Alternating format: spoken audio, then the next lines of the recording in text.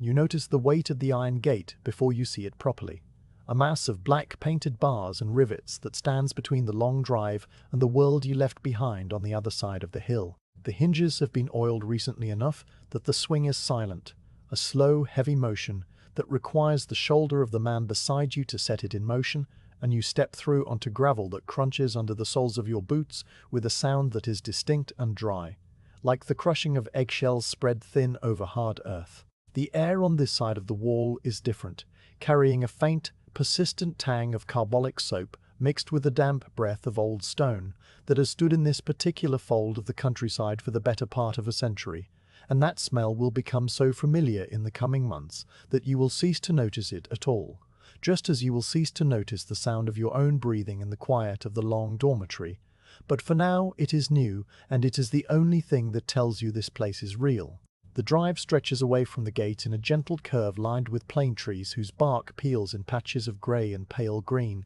and the leaves above are still and heavy with the moisture of a recent rain that has left the ground soft enough to hold the imprint of the cart wheels that brought you here, though you do not turn to look at the tracks because your feet are already moving forward in that particular rhythm of walking that is neither eager nor reluctant, but simply necessary.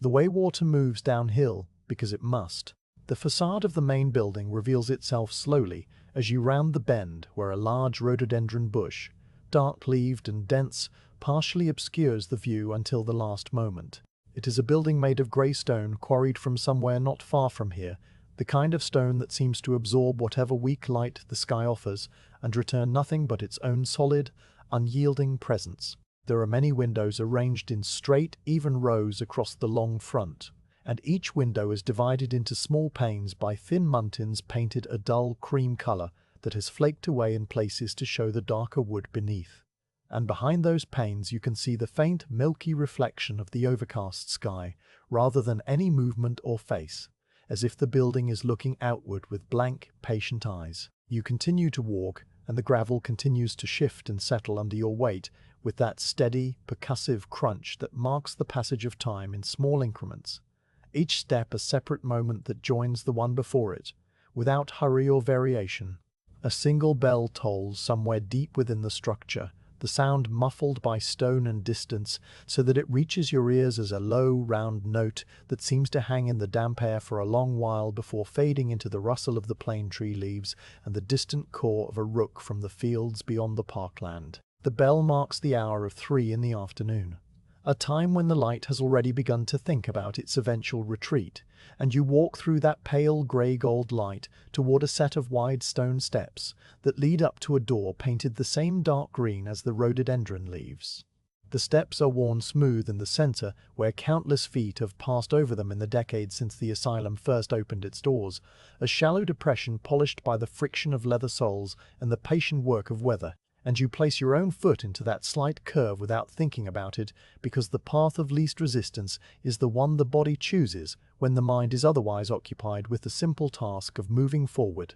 The green door opens before you reach it, pulled inward by someone you do not see clearly, someone whose hand on the brass knob is all you register as the heavy panel swings back on silent hinges just like the gate before it, and then you are inside a vestibule that smells of floor wax and boiled cabbage, and the faint, sweet scent of coal smoke that has seeped into the very plaster of the walls over the course of 1,000 winter evenings. The floor is made of small hexagonal tiles in a pattern of buff and terracotta that repeats itself without end toward the dim recesses of a long corridor, and the sound of your boots changes from the dry outdoor crunch to a sharper, more resonant click that echoes slightly in the high-ceiling space before being swallowed by the general hush that seems to be the natural state of this interior. A long runner of brown cocoa matting runs down the center of the corridor, its fibers worn thin in a line that exactly matches the path people take when they walk from the entrance toward the main hall, and you step onto it and feel the slight give of the coarse material underfoot,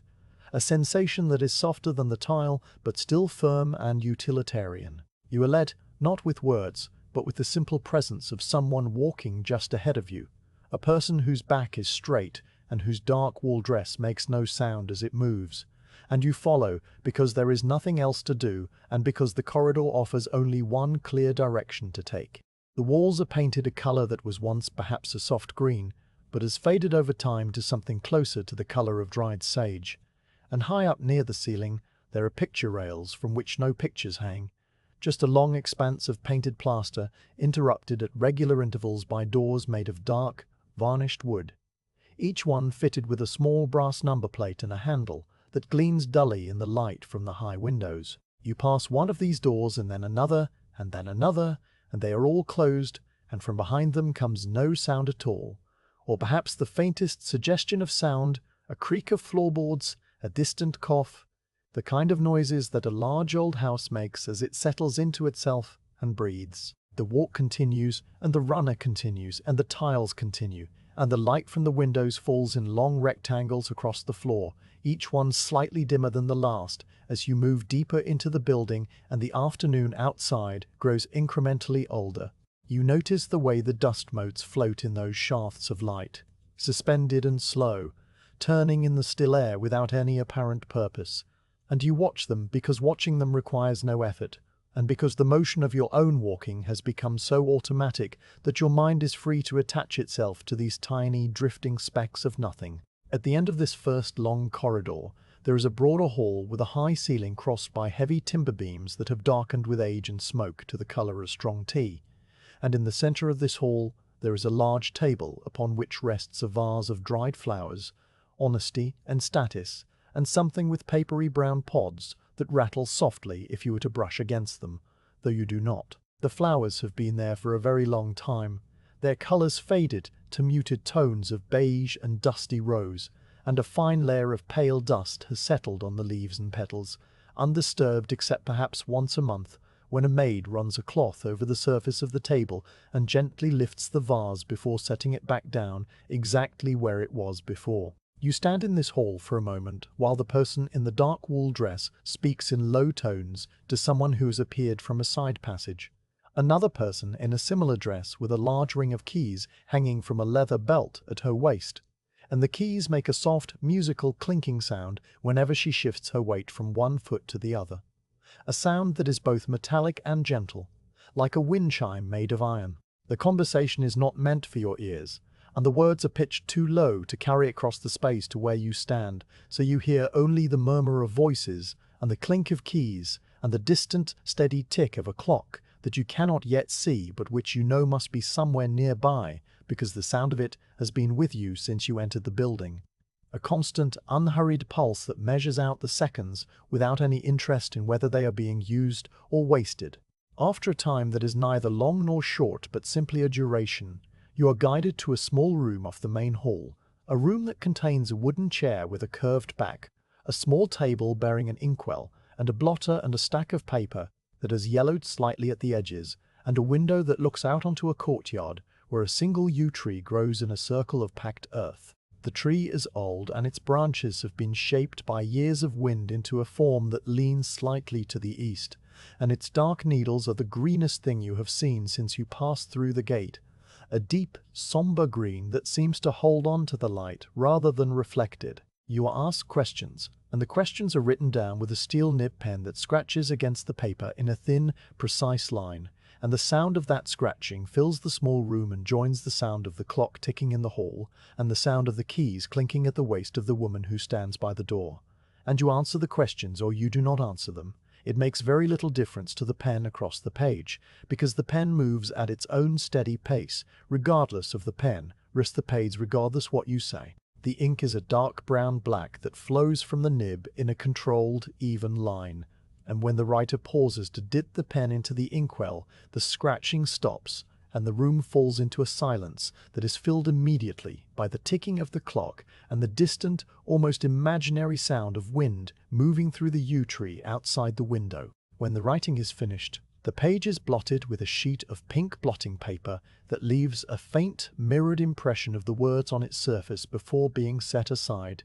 and then you are guided out of the small room and back into the corridor, where the afternoon light has shifted its angle and now falls in longer, thinner rectangles across the tiles, reaching further toward than it did before. You walk again, past more closed doors and more stretches of faded sage-colored wall and more lengths of brown cocoa matting worn thin in the center. until you come to a staircase with wide, shallow steps made of the same grey stone as the exterior walls, worn smooth in the center just like the entrance steps. And you climb them slowly because there is no reason to climb them quickly, and because the person ahead of you climbs them slowly, to comes to spiral because there is no reason to climb them quickly, and because the person ahead of you climbs them spiral, quinned in spiral, to gut gwerd and banistered, curves of the curve. The staircase turns once and then again, and on the landing there is a tall window that looks out over the driveway you walked along earlier, and from this height you can see the curve of the gravel and the plane trees and, in the distance, the iron gate through which you entered,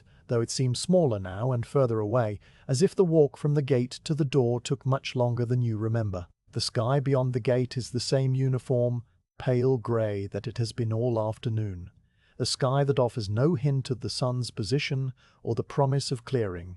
Just a flat, even light that makes no shadows and casts no warmth. At the top of the second flight, the corridor is narrower and the ceiling is lower, and the doors here are painted a lighter colour than those below, a soft cream that has yellowed with age to the colour of old ivory. You stop before one of these doors, a door with a small brass number plate that reads a single digit,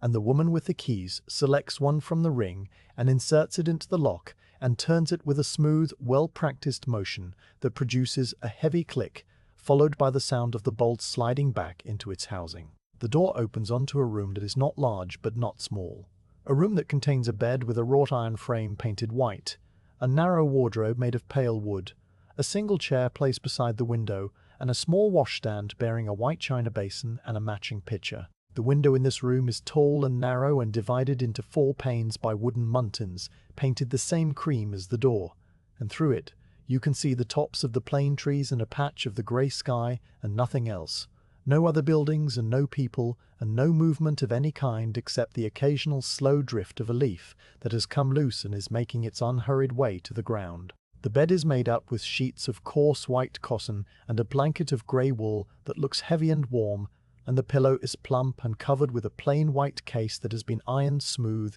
and you stand in the middle of the floor and look at these things and listen to the sound of the key being turned again in the lock from the outside. A sound that is final but not frightening, simply the sound of a door being closed as doors are closed in this place many times each day. You move to the window and you stand there for a long while, and the light continues to change in increments so small that you cannot see them happening, but you know that they are happening because the quality of the grey outside deepens almost imperceptibly,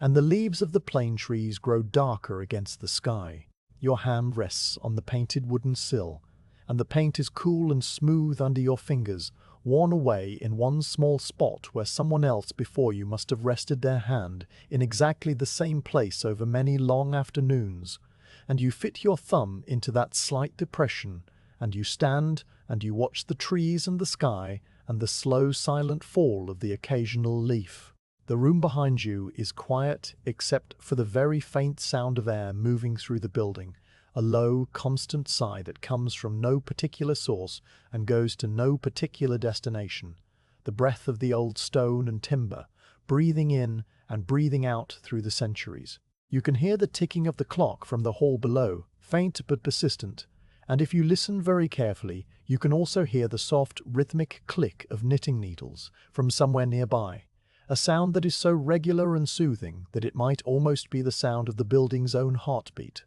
A steady, patient pulse that asks nothing and simply continues on without end. The grey wool blanket on the bed waits with its weight and its warmth, and the pillow waits with its smooth white case, and the room waits, and the long corridor outside the door waits, and the whole vast quiet building settles into the evening, as it has settled into every evening for 100 years, and you stand at the window and you wait too, without urgency and without expectation. Just the simple act of being still while the day slowly, gently, inevitably fades into the approach of the first night. The first bell comes before the light does, a single clear note that cuts through the heavy silence of the dormitory and hangs in the cold air for a long moment before fading into the rustle of blankets and the soft creak of iron bed frames as the room stirs into its slow, deliberate waking. You open your eyes to a ceiling that is the same pale grey as the sky outside the window, a color that seems to belong to neither day nor night, but to some in-between state where the world is still deciding what it wants to become. And you lie there for a while with the weight of the grey wool blanket pressing down on your chest and legs.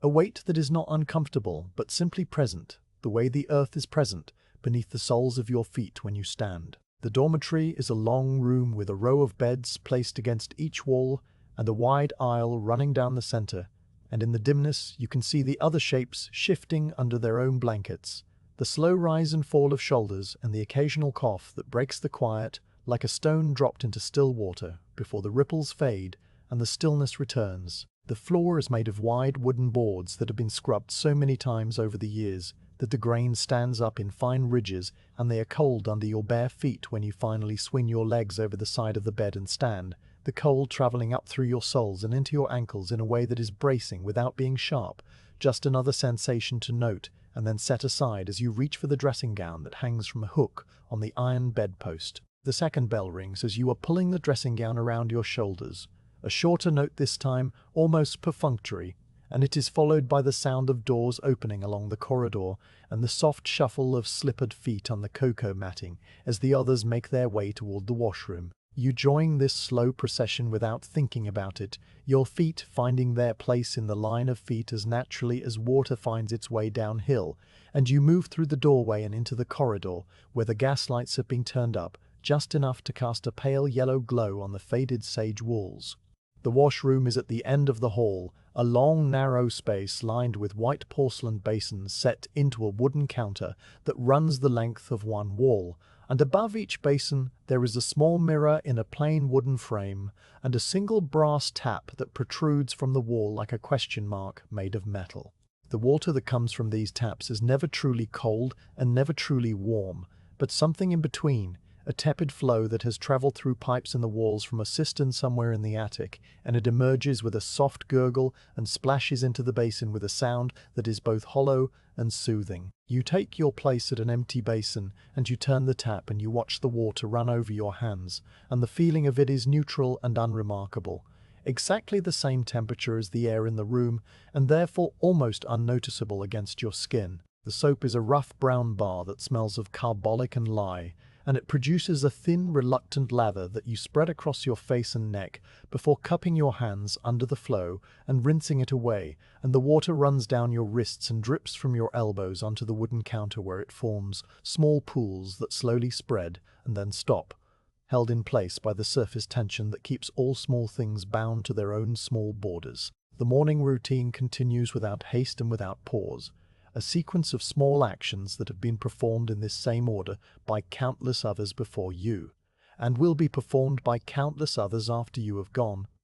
And there is a certain comfort in this repetition, the way there is comfort in the knowledge that the sun will rise even if you cannot see it through the grey lid of cloud that covers the sky. You dry your face with a square of coarse linen that has been folded neatly on the edge of the basin, and the fabric is rough against your skin and smells faintly of the same soap you have just rinsed away, and you hang it back on its hook where it will wait until the evening when you will use it again, and then again the next morning, and the next in an unbroken chain of small, forgettable moments. The others around you are doing the same things in the same order, and the room is filled with the soft sounds of water running and linen rustling, and the occasional sniff or sigh that escapes from someone's nose or mouth without any particular meaning attached to it. Just the sounds that human bodies make when they are going about the business of preparing themselves for another day that will be exactly like the day before it. When you are finished, you file back into the corridor along with everyone else, and the procession moves now toward the staircase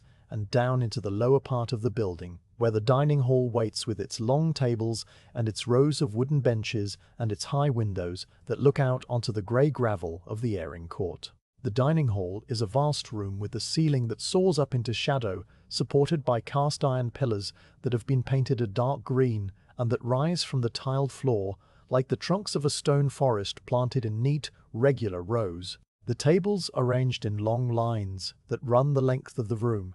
and each table is flanked by two benches made of pale wood that have been worn smooth by the friction of countless bodies sliding into place over the decades.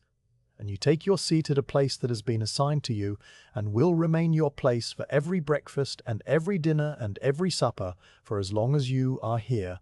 a small fixed point in the geography of this new world. The table is set with a heavy white china bowl and a heavy white china spoon and a thick white china mug. And there is no pattern on any of these things, no decoration of any kind, just the plain white glaze that has developed a fine network of cracks over time, a crazing that spreads across the surface like the map of a country that does not exist. The porridge arrives in a large copper kettle carried by two women in dark wool dresses and white aprons, and they move down the line of tables with a slow, measured step, tilting the kettle over each bowl in turn so that a thick, grey-white substance flows out in a smooth ribbon and settles into a mound that steams gently in the cool air of the hall. The smell of it is simple and plain, cooked oats and water and a very small amount of salt, and it fills the room along with the sound of 50 spoons scraping against 50 bowls as everyone begins to eat in the same slow, methodical way, lifting the porridge to their mouths and swallowing and lowering the spoon again in a rhythm that is almost like breathing. You eat your porridge and it is warm and filling and has very little taste beyond the basic earthy flavor of the oats themselves. A flavor that is not unpleasant but not particularly pleasant either. Just a flavor that exists and then is gone as the spoon scrapes the bottom of the bowl and gathers the last thin layer of cooling paste. The tea arrives next, poured from a large metal urn that sits on a side table near the door, and the urn makes a low, gurgling sound as the tap is turned and the dark brown liquid flows into the heavy white mugs, and steam rises from the surface in curling wisps that twist and fade and are replaced by new wisps that twist and fade and are replaced by new wisps in a continuous, hypnotic dance. You wrap your hands around the warmth of the mug, and you lift it to your lips and you drink. And the tea is strong and bitter and has been sweetened with a small amount of milk that turns it the color of pale mud, and it warms you from the inside in a way that is both immediate and fleeting. The meal ends as it began, with no signal other than the gradual cessation of the scraping spoons and the collective rise of the benches as people stand and move toward the door, and you move with them because that is what you do now.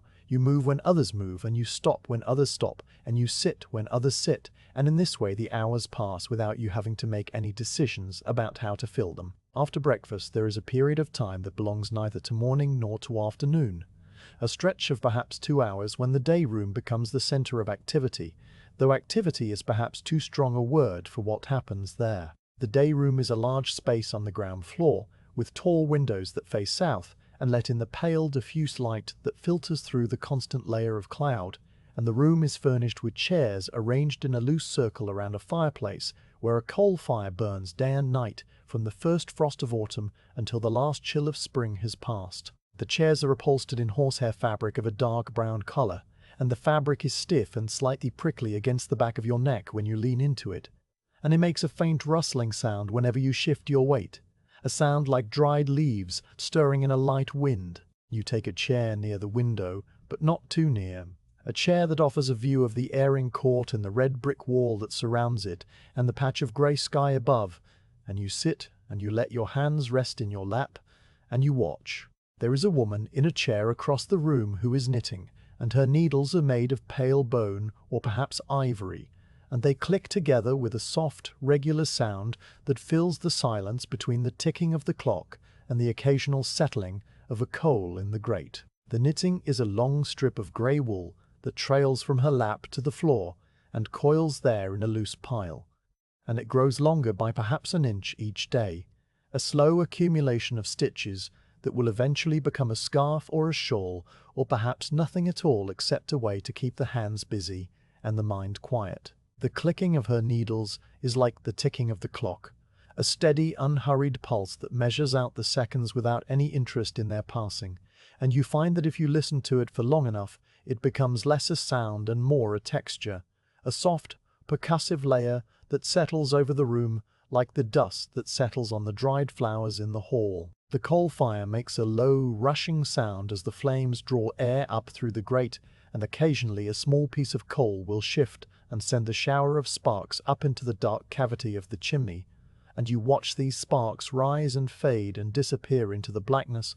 and then you return your gaze to the window, and the red brick wall, and the grey sky. The light changes in increments so small that you cannot see them happening, but you know that they are happening because the shadows on the floor move, and you can track their movement by noting the position of the window frame's reflection on the scrubbed boards, and then checking it again after what feels like a long while and seeing that it has shifted by the width of a finger or perhaps 2 fingers, and this is how you know that time is passing even though nothing else in the room has changed. The woman with the knitting has not moved except for her hands and the slight rise and fall of her shoulders as she breathes. And the coal fire has not changed except for the slow consumption of the black lumps into grey ash and orange embers, and the clock has not changed except for the steady movement of its hands around the pale face. And you have not changed except that you are older now, by perhaps an hour than you were when you first sat down. The day room fills and empties in a slow tidal rhythm as people come and go on errands that are invisible to you.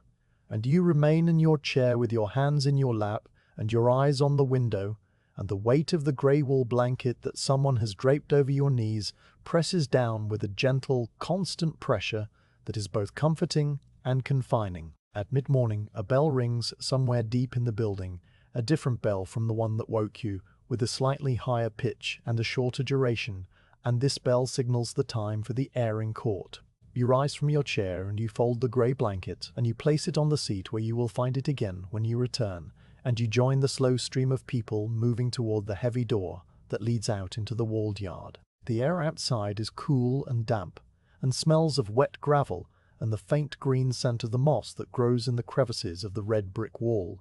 and you walk along the path that runs around the perimeter of the court in a neat, regular oval. The gravel here is finer than the gravel on the driveway, crushed into smaller pieces by the passage of many feet over many years, and it shifts under your shoes with a soft, sighing sound that is less a crunch and more a whisper. You walk, and others walk, and you all walk in the same direction around the oval, a slow, silent procession that keeps to its own pace and its own thoughts. And no one speaks because there is nothing that needs to be said.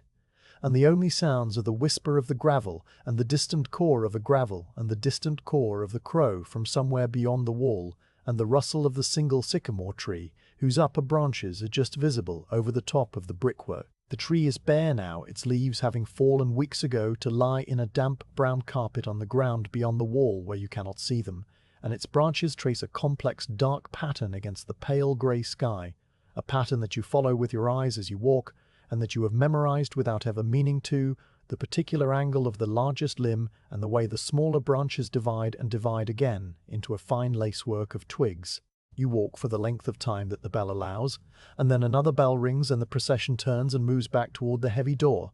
and you go inside to the warmth and the smell of coal smoke and floor wax and the faint, persistent odor of boiled vegetables that has become so familiar that you no longer notice it unless you think about it deliberately. The rest of the morning passes in the day room again, and then there is dinner, which is served at 1 o'clock and consists of boiled meat and boiled potatoes and boiled cabbage and a slice of bread with a scrape of margarine, and you eat it slowly and without pleasure or displeasure, just the simple act of chewing and swallowing and lifting the fork to your mouth again. After dinner there is more time in the day room, and the light outside begins to fade earlier than it should because the clouds have thickened and the afternoon has grown dim, and the woman with the knitting has put away her needles and taken out a book that she does not appear to be reading, just holding open on her lap with her eyes fixed on a point somewhere in the middle distance. The clock ticks and the coals settle, and the light fades, and you sit and you wait for the next bell, because the bells are what give shape to the hours, and without them the time would stretch out into a single, unbroken expanse of grey that has no beginning and no end. The evening bell rings, and you rise and you eat your supper, which is bread and tea, and a small piece of cheese that has a hard waxy rind and a pale interior that crumbles slightly when you bite into it, and then you return to the day room for the last hour before the final bell of the night. This is the quietest hour of all, when the gaslights have been lit and their flames cast a soft yellow glow across the faces of those who sit in the chairs around the fire, and the shadows in the corners of the room deepen into pools of absolute blackness that seem to have no depth and no end. The woman with the book has closed it now and placed it on the table beside her, and her hands lie still in her lap with the palms turned upward, and her eyes are closed, but you do not think she is sleeping, just resting in that way that people rest when they are waiting for something that they know will come eventually.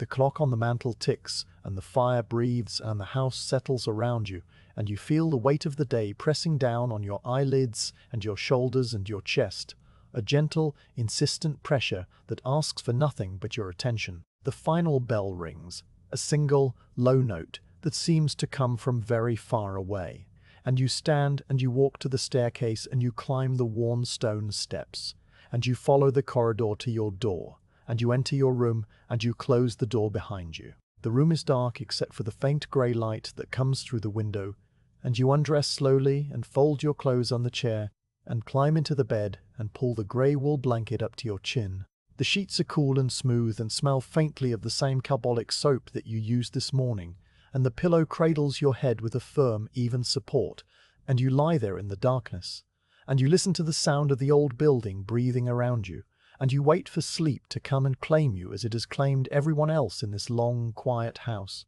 And eventually it does, and the last thing you are aware of before you slip away is the distant, muffled striking of the clock in the hall below, counting out the hours that no one is here. There are days in this place when the distinction between waking and sleeping becomes so thin that you can no longer tell, with any certainty, which state you are inhabiting. And these days are the ones when you are assigned to the chair by the window and told simply to rest. The rest cure is not a cure in the way that a dose of medicine is a cure, something measured and swallowed and then finished, but rather a condition that extends indefinitely into the future. A long, slow suspension of activity that asks nothing of you except that you remain still and allow the hours to pass over you like water passing over a stone in a stream bed. Your chair is placed in a particular spot in the day room, not quite in the corner and not quite in the center of the room, but somewhere in between. A location that receives the pale, indirect light from the tall south-facing windows without ever being touched by the thin blade of sun that occasionally breaks through the cloud cover on those rare afternoons when the sky remembers what blue looks like. The chair itself is constructed of dark wood with a high curved back and armrests that curve outward at the ends, in a shape that suggests a pair of gentle parentheses, and the seat and back are upholstered in horsehair fabric of a deep brown color that has been worn smooth in places by the friction of many bodies resting against it over the course of many years. The fabric has a particular smell, not unpleasant but distinct, a dry, dusty scent that reminds you of old books and the inside of drawers that have not been opened in a very long time, and this smell rises faintly whenever you shift your weight or adjust the position of your shoulders against the curved back. The weight of the grey wool blanket is the first thing you notice when you settle into the chair each morning, and it remains the most constant sensation throughout the long hours that follow. A steady, even pressure that spreads across your thighs and knees and calves and drapes down toward your ankles, where it brushes against the tops of your leather boots. The blanket is made of wool that has been carded and spun and woven into a dense, heavy fabric with a slightly rough texture that catches on the fibers of your wool dress or trousers depending on how you move, and the color of it is the color of a winter sky just before snow begins to fall, a grey that contains within it the faintest hint of blue if you look at it in a certain light, though most of the time it simply appears grey, unremarkable and unchanging. The edges of the blanket are bound with a strip of cotton twill tape in a slightly darker shade of grey, and this binding has been stitched into place with small, even stitches that run parallel to the edge in a straight, unbroken line, and you have counted these stitches many times during the long afternoons when there was nothing else to occupy your attention, and you know that there are 47 stitches in the section that lies across your left knee and 52 in the section that covers your right, though you have never been able to determine why the numbers are different or whether this difference any meaning. The blanket holds warmth in a way that is both generous and restrained, trapping the heat that rises from your own body and returning it to you in a slow, continuous exchange that keeps you comfortable without ever making you too warm. And this temperature is so perfectly neutral that after a while you cease to be aware of it as a temperature at all, and instead perceive it simply as another aspect of the blanket's weight,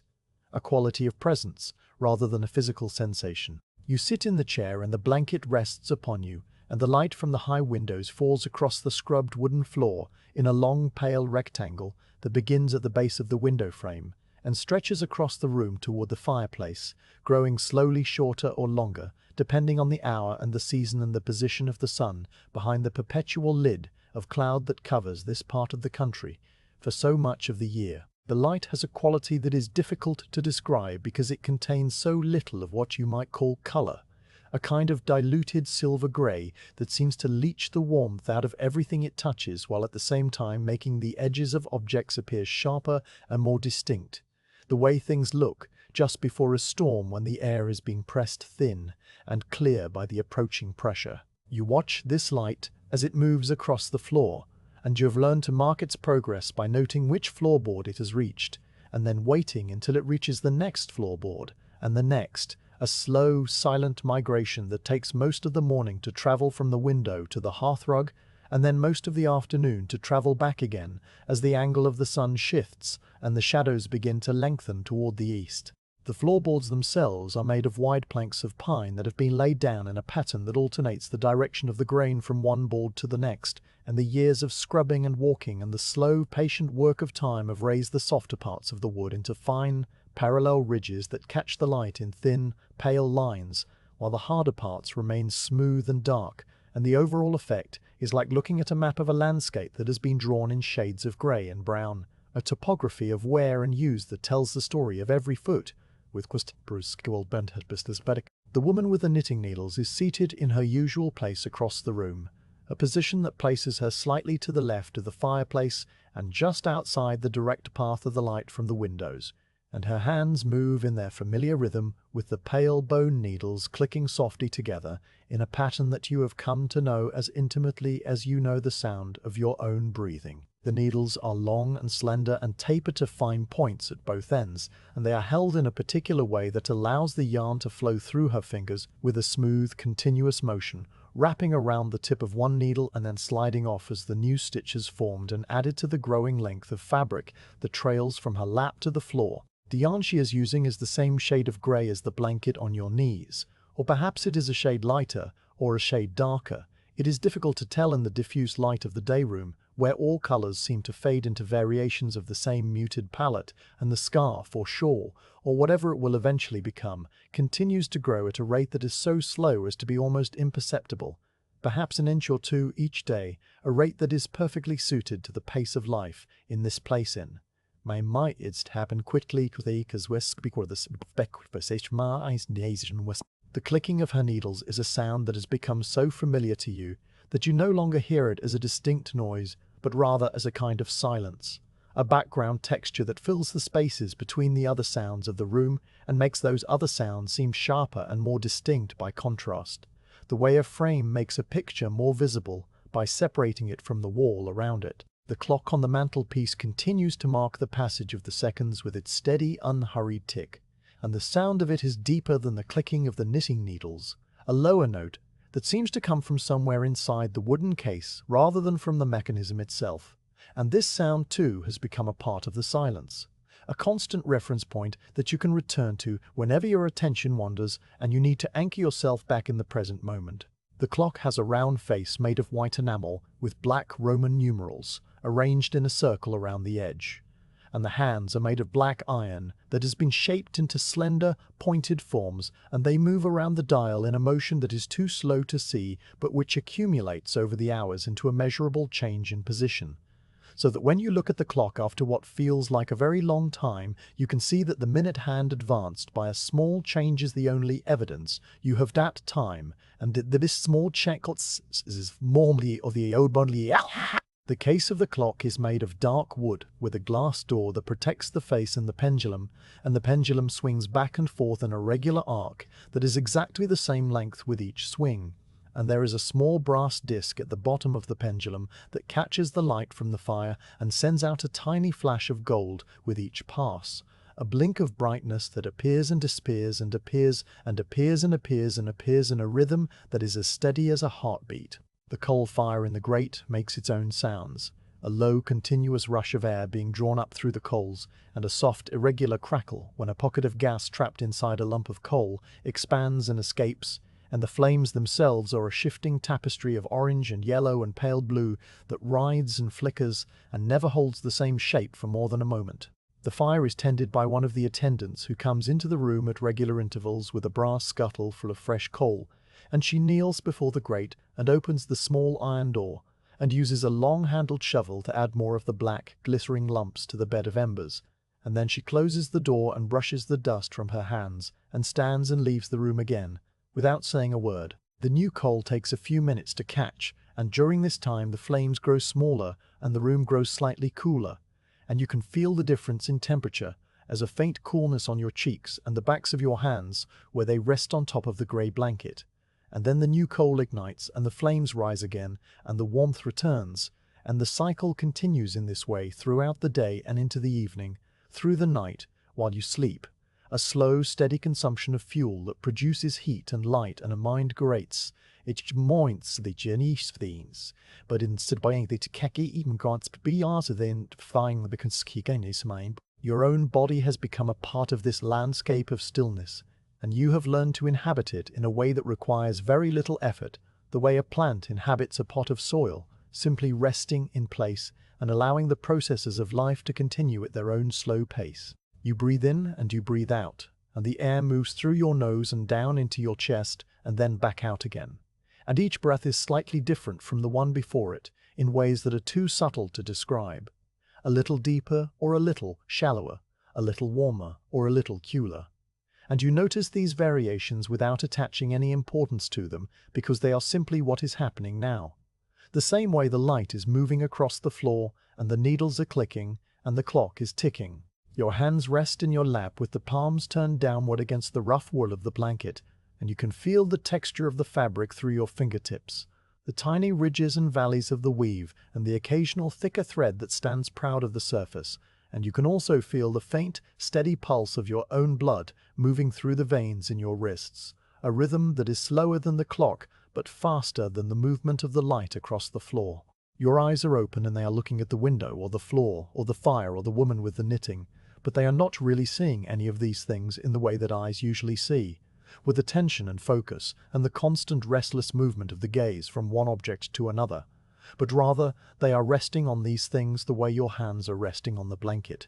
with a gentle undemanding presence that asks nothing, and simply receives whatever light and shape and color happen to fall upon the delicate surface of the retina. The hours pass in this way, one after another, and they are not divided into minutes or seconds, but rather into long, seamless stretches of grey light and grey wool, and the soft percussive texture of the knitting needles and the clock. Sometimes another person enters the day room and takes a seat in one of the other chairs, and sometimes that person sits for a while and then rises and leaves again, and you are aware of these comings and goings in the same way that you are aware of these comings and goings, in the same way that you are aware of the shifting of the coals in the grate, as events that happen on the periphery of your attention and then fade away without leaving any lasting impression. The faces of the other patients are familiar to you now in the way that the pattern of the floorboards is familiar, as shapes and colors and arrangements of features that you have seen many times before, but you do not know their names, and you have never spoken to them, and you probably never will,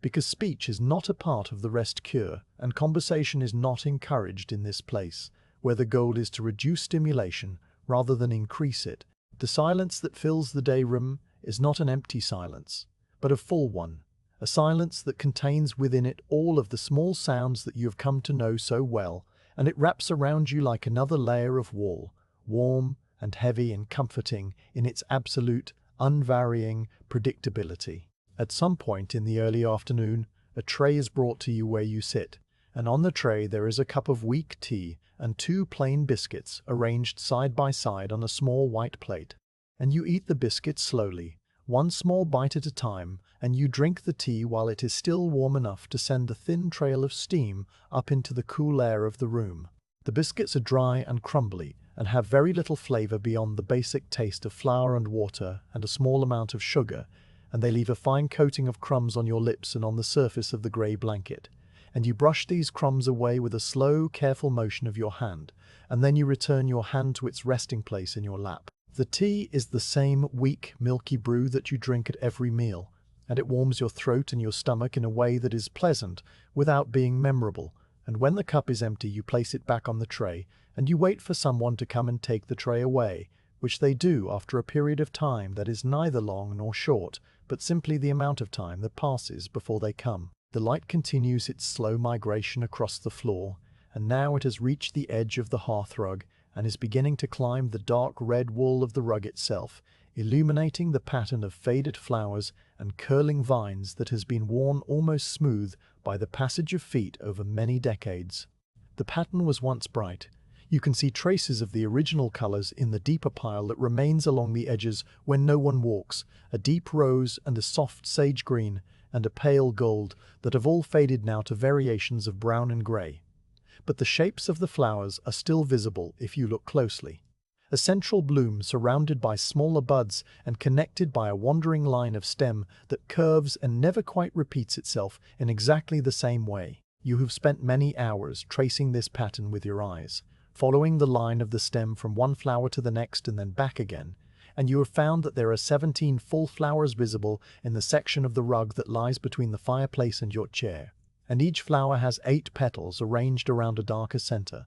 And this knowledge serves no purpose and leads to no conclusion. But it is something to know and something to hold on to in the long quiet stretches of the afternoon when the only other thing to know is the number of the deeds at the leaf. The woman with the knitting has set her work aside now and is sitting with her hands folded in her lap and her eyes closed, and her breathing has become slower and deeper, and you think that perhaps she has fallen asleep in the way that people do in this place, not a sudden, decisive sleep, but a gradual drifting away from the surface of wakefulness into some deeper, quieter place where the ticking of the clock and the rustle of the fire are still present, but somehow more distant, like sounds heard through a thick pane of glass. You watch her for a while, and then your own eyes begin to feel heavy, and the edges of your vision start to soften and blur, and you allow your gaze to settle on a point somewhere in the middle distance where the light from the window meets the shadow of the mantelpiece, and you let your focus dissolve into that soft, grey boundary where nothing is quite distinct and everything is possible. The weight of the blanket presses down on your thighs and knees, and the horsehair fabric of the chair supports your back and shoulders, and the sounds of the room continue their steady, unhurried rhythm around you, and you float there in that space between waking and sleeping where time becomes elastic and the minutes stretch out into something that feels like hours or perhaps contract into something that feels like seconds. It is impossible to tell. And then, without any clear transition, you are aware that the light has moved again and the shadows have lengthened and the woman with the knitting is awake and her needles are clicking once more,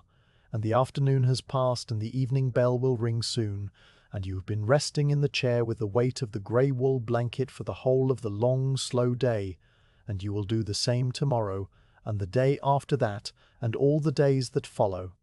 because this is what the rest cure requires, and this is what you have learned to give. The laundry outbuilding stands apart from the main house, connected by a covered walkway of corrugated iron that drums softly under the rain and creaks in the wind and transmits the vibrations of every footstep along its length, so that you can feel the approach of anyone coming or going long before you see them. You are assigned to the laundry on Tuesday mornings and Thursday afternoons, and sometimes on Saturdays when the work has accumulated and the piles of soiled linen have grown too high for the regular staff to manage, and you have come to know this walkway as intimately as you know the corridor outside your room and the path around the airing court, another fixed route in the geography of your days. The iron roof is painted a dull red-brown that flakes away in patches to reveal the darker metal beneath, and the sound of your boots on the wooden slats of the walkway is a hollow, resonant thump that echoes slightly in the enclosed space and then fades into the general murmur of the building's breathing. And by the time you reach the heavy wooden door at the far end, you have left the smell of floor wax and coal smoke behind and entered a new world of steam and soap and the clean, sharp scent of wet cotton drying in the warm air. The laundry is a large rectangular room with a high ceiling crossed by exposed timber beams, from which hang rows of wooden drying racks suspended on ropes and pulleys, and these racks can be raised and lowered by means of a system of cast iron wheels and hemp cords that run along the walls and are secured to cleats mounted at shoulder height. The floor is made of the same red quarry tiles that cover the kitchen floors and the scullery, and they are worn smooth and slightly concave in the places where people stand for long hours in front of the copper vats and the mangle and the long wooden tables where the folding is done. The walls are of plain, whitewashed brick, and the whitewash has yellowed over time from the steam and the heat, taking on a warm, creamy tone that softens the harshness of the bare walls and makes the room feel somehow smaller and more contained than its actual dimensions would suggest. High up near the ceiling there is a row of small windows with frosted glass that cannot be opened, and these windows let in a diffuse milky light that falls evenly across the room without casting sharp shadows. A light that seems to come from everywhere and nowhere at once, and that gives everything it touches a soft, blurred quality, like a photograph that has been slightly overexposed. When you arrive on a Tuesday morning, the work has already begun, and the room is filled with the sounds and smells that you've come to associate with this place and this particular kind of labor. Sounds and smells that are so consistent and so predictable that they have become a kind of music, a low, droning symphony of steam hissing from the joints of the copper pipes and water sloshing in the deep stone sinks, and the rhythmic, percussive thump of the wooden dolly being worked up and down in the largest of the vats. The copper vats themselves are enormous vessels made of beaten copper that has darkened over the years to a deep, ruddy brown with streaks of green verdigris around the rivets and seams. And each vat is set into a brick housing with a small iron door at the base where a coal fire can be lit to heat the water, and on washing days these fires are stoked before dawn, so that by the time the first workers arrive, the water is already steaming and ready to receive its burden of soiled sheets and pillowcases and the long shape and the bath of the peg that you take your place at one of the long wooden tables that run down the center of the room. Tables made of thick planks of beech that have been scrubbed so many times that the surface is pale and smooth and slightly soft to the touch, like the skin of a very old piece of furniture that has been cared for with oil and wax and the gentle friction of countless hands. The work that you do in the laundry is not the washing itself, but the folding and the sorting, the final stage of the long process that begins with the soiled linen being collected from the dormitories and the infirmary and the dining hall and brought here in large wicker baskets lined with coarse canvas. You have seen these baskets being wheeled in on a wooden trolley with iron wheels that squeak and rattle over the uneven tiles, and you have seen the contents being tipped into the steaming vats where they disappear beneath the surface of the grey, soapy water and are churned and pummeled by the wooden dolly until the water turns brown and then is drained away through a brass tap near the bottom of the vat and replaced with fresh, clean water for the rinsing. But your work begins after all of this, after the washed linen has been fed through the mangle to press out the excess water and then hung on the overhead racks to dry in the warm air that rises from the vats and the fires and the bodies of the women who work here, and then taken down again when it is dry and still warm and smelling of soap and the faint, clean scent of the outdoor air that seeps in through the cracks around the door. The linen arrives at your table in large, loosely folded piles that are still slightly damp in the centers, and the first thing you do is spread each piece out flat on the smooth beach surface and smooth away the wrinkles with the palms of your hands, a slow, repetitive motion that begins at the center of the fabric and moves outward toward the edges in long, even strokes. The sheets are made of a coarse, unbleached cotton that has been washed so many times that it has become soft and pliable, and the surface of the fabric is covered with tiny irregularities, small nubs and slubs where the threads were joined or where a thicker fiber was spun into the yarn,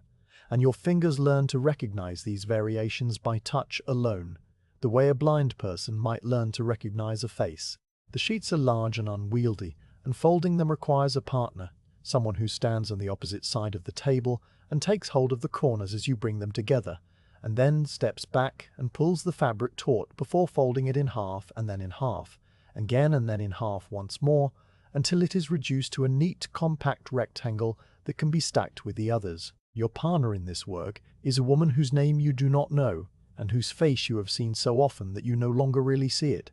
just as you no longer really see the pattern of the floorboards in the day room or the shape of the sycamore tree over the airing court wall, and she does her part of the folding with the same slow, methodical care that you do, and between you there is no need for words because the work itself is a kind of language, a shared rhythm of reaching and plodding that needs to be communicated. The smaller items you can fold alone, and these are the ones that you find most soothing in their simplicity and their regularity. The pillowcases are squares of the same coarse cotton, and they are folded in half and then in half again and then in thirds, so that they form small flat packets that fit neatly into the palm of your hand, and you make a pile of these packets on the corner of the table, each one identical to the one before it and the one after it, a small monument to order and repetition. The undergarments are made of a softer, lighter cotton that has been bleached to a pale cream color, and they are shapeless and forgiving, with no buttons or hooks or fastenings of any kind, just simple tubes and rectangles of fabric that are folded in half and then rolled into tight cylinders that are placed in a separate basket. The towels are the most satisfying of all, thick squares of rough linen that had been woven with a slightly raised texture to increase their absorbency, and they are folded in half and then in half again, and then in half again and then in thirds, the same way as the pillowcases but larger and heavier, and the weight of them in your hands is substantial and reassuring. A reminder that the work you are doing has a physical reality and a measurable outcome. The process of folding is repetitive in a way that is almost hypnotic, and after a while your hands seem to know what to do without any instruction from your mind, and your mind is free to wander or to rest or simply to observe the small details of the room and the work and the slow passage of the morning. You notice the way the steam from the vats rises in curling columns that twist and spread and eventually dissipate into the general haze that hangs in the upper part of the room. And you notice the way the light from the frosted windows falls on the whitewashed walls and makes them glow with a soft, pearly radiance. You notice the sounds of the other women working, the slap of wet fabric against the wooden dollies, and the creak of the mangle as its heavy wooden rollers are turned by a large iron wheel, and the steady rhythmic hiss of the steam escaping from the joints in the copper pipes. And you notice the smell of the laundry, a complex and layered fragrance that has no single source but is composed of many different elements, the sharp clean scent of the yellow bar soap that is used in the vats, the faint musty odor of the damp cotton as it dries, the mineral tang of the hot copper and the hot iron and the hot bricks.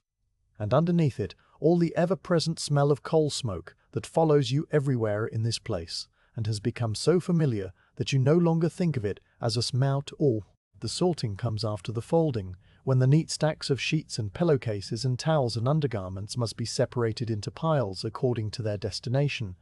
some for the male dormitories and some for the female, some for the infirmary, and some for the attendants' quarters, and some for the dining hall where they will be used to white the tables and the benches and the heavy white china bowls. This sorting is done according to a system that you have learned through repetition rather than instruction, a system that is based on small differences in the fabric or the stitching or the size of the items, differences that are invisible to anyone who has not spent many hours handling these things, but which have become obvious to you over time. The sheets for the male dormitories are slightly larger and made of a heavier grade of cotton, and the pillowcases have a different kind of seam where the edges are joined. The towels for the attendants' quarters are softer and have a narrow blue stripe woven into the border, the only decoration in the entire laundry and a small mark of distinction that sets them apart from the plain white towels used by the patients. You sort these things into separate baskets, and the baskets are labeled with small cards written in a neat, sloping hand and attached to the handles with loops of string. And when a basket is full, it is carried away by one of the other workers and replaced with an empty one, and the work continues. The mangle stands against the far wall, a massive construction of cast iron and heavy timber that dominates that end of the room with its sheer physical presence. The rollers are made of some dark, close-grained wood that has been polished by years of use to a deep, glossy sheen, and they are set into a heavy iron frame with large gears and a wheel that is turned by hand, and the whole thing is so substantial that it seems less like a machine and more like a piece of the building itself. Something that has grown up out of the floor and will remain here long after everyone who now works in this room has gone. You watch the mangle being used, and the motion of it is slow and deliberate, the woman turning the wheel with a steady, even pressure while her partner feeds the wet linen between the rollers, and the linen emerges on the other side flattened and compressed and dripping a thin stream of water into a wooden trough that runs beneath the rollers and empties into a drain in the floor. The sound of the mangle is a deep, rumbling groan that vibrates through the floorboards and up into your feet, and you can feel it even when you are standing at your table on the other side of the room, a low, constant hum that underlies all the other sounds and gives them a kind of foundation. Time passes in the laundry in a way that is different from the way it passes in the day room or the dormitory, not because the clocks move any faster or slower, but because the work itself creates its own rhythm and its own measure of duration, a measure that is based on the number of sheets folded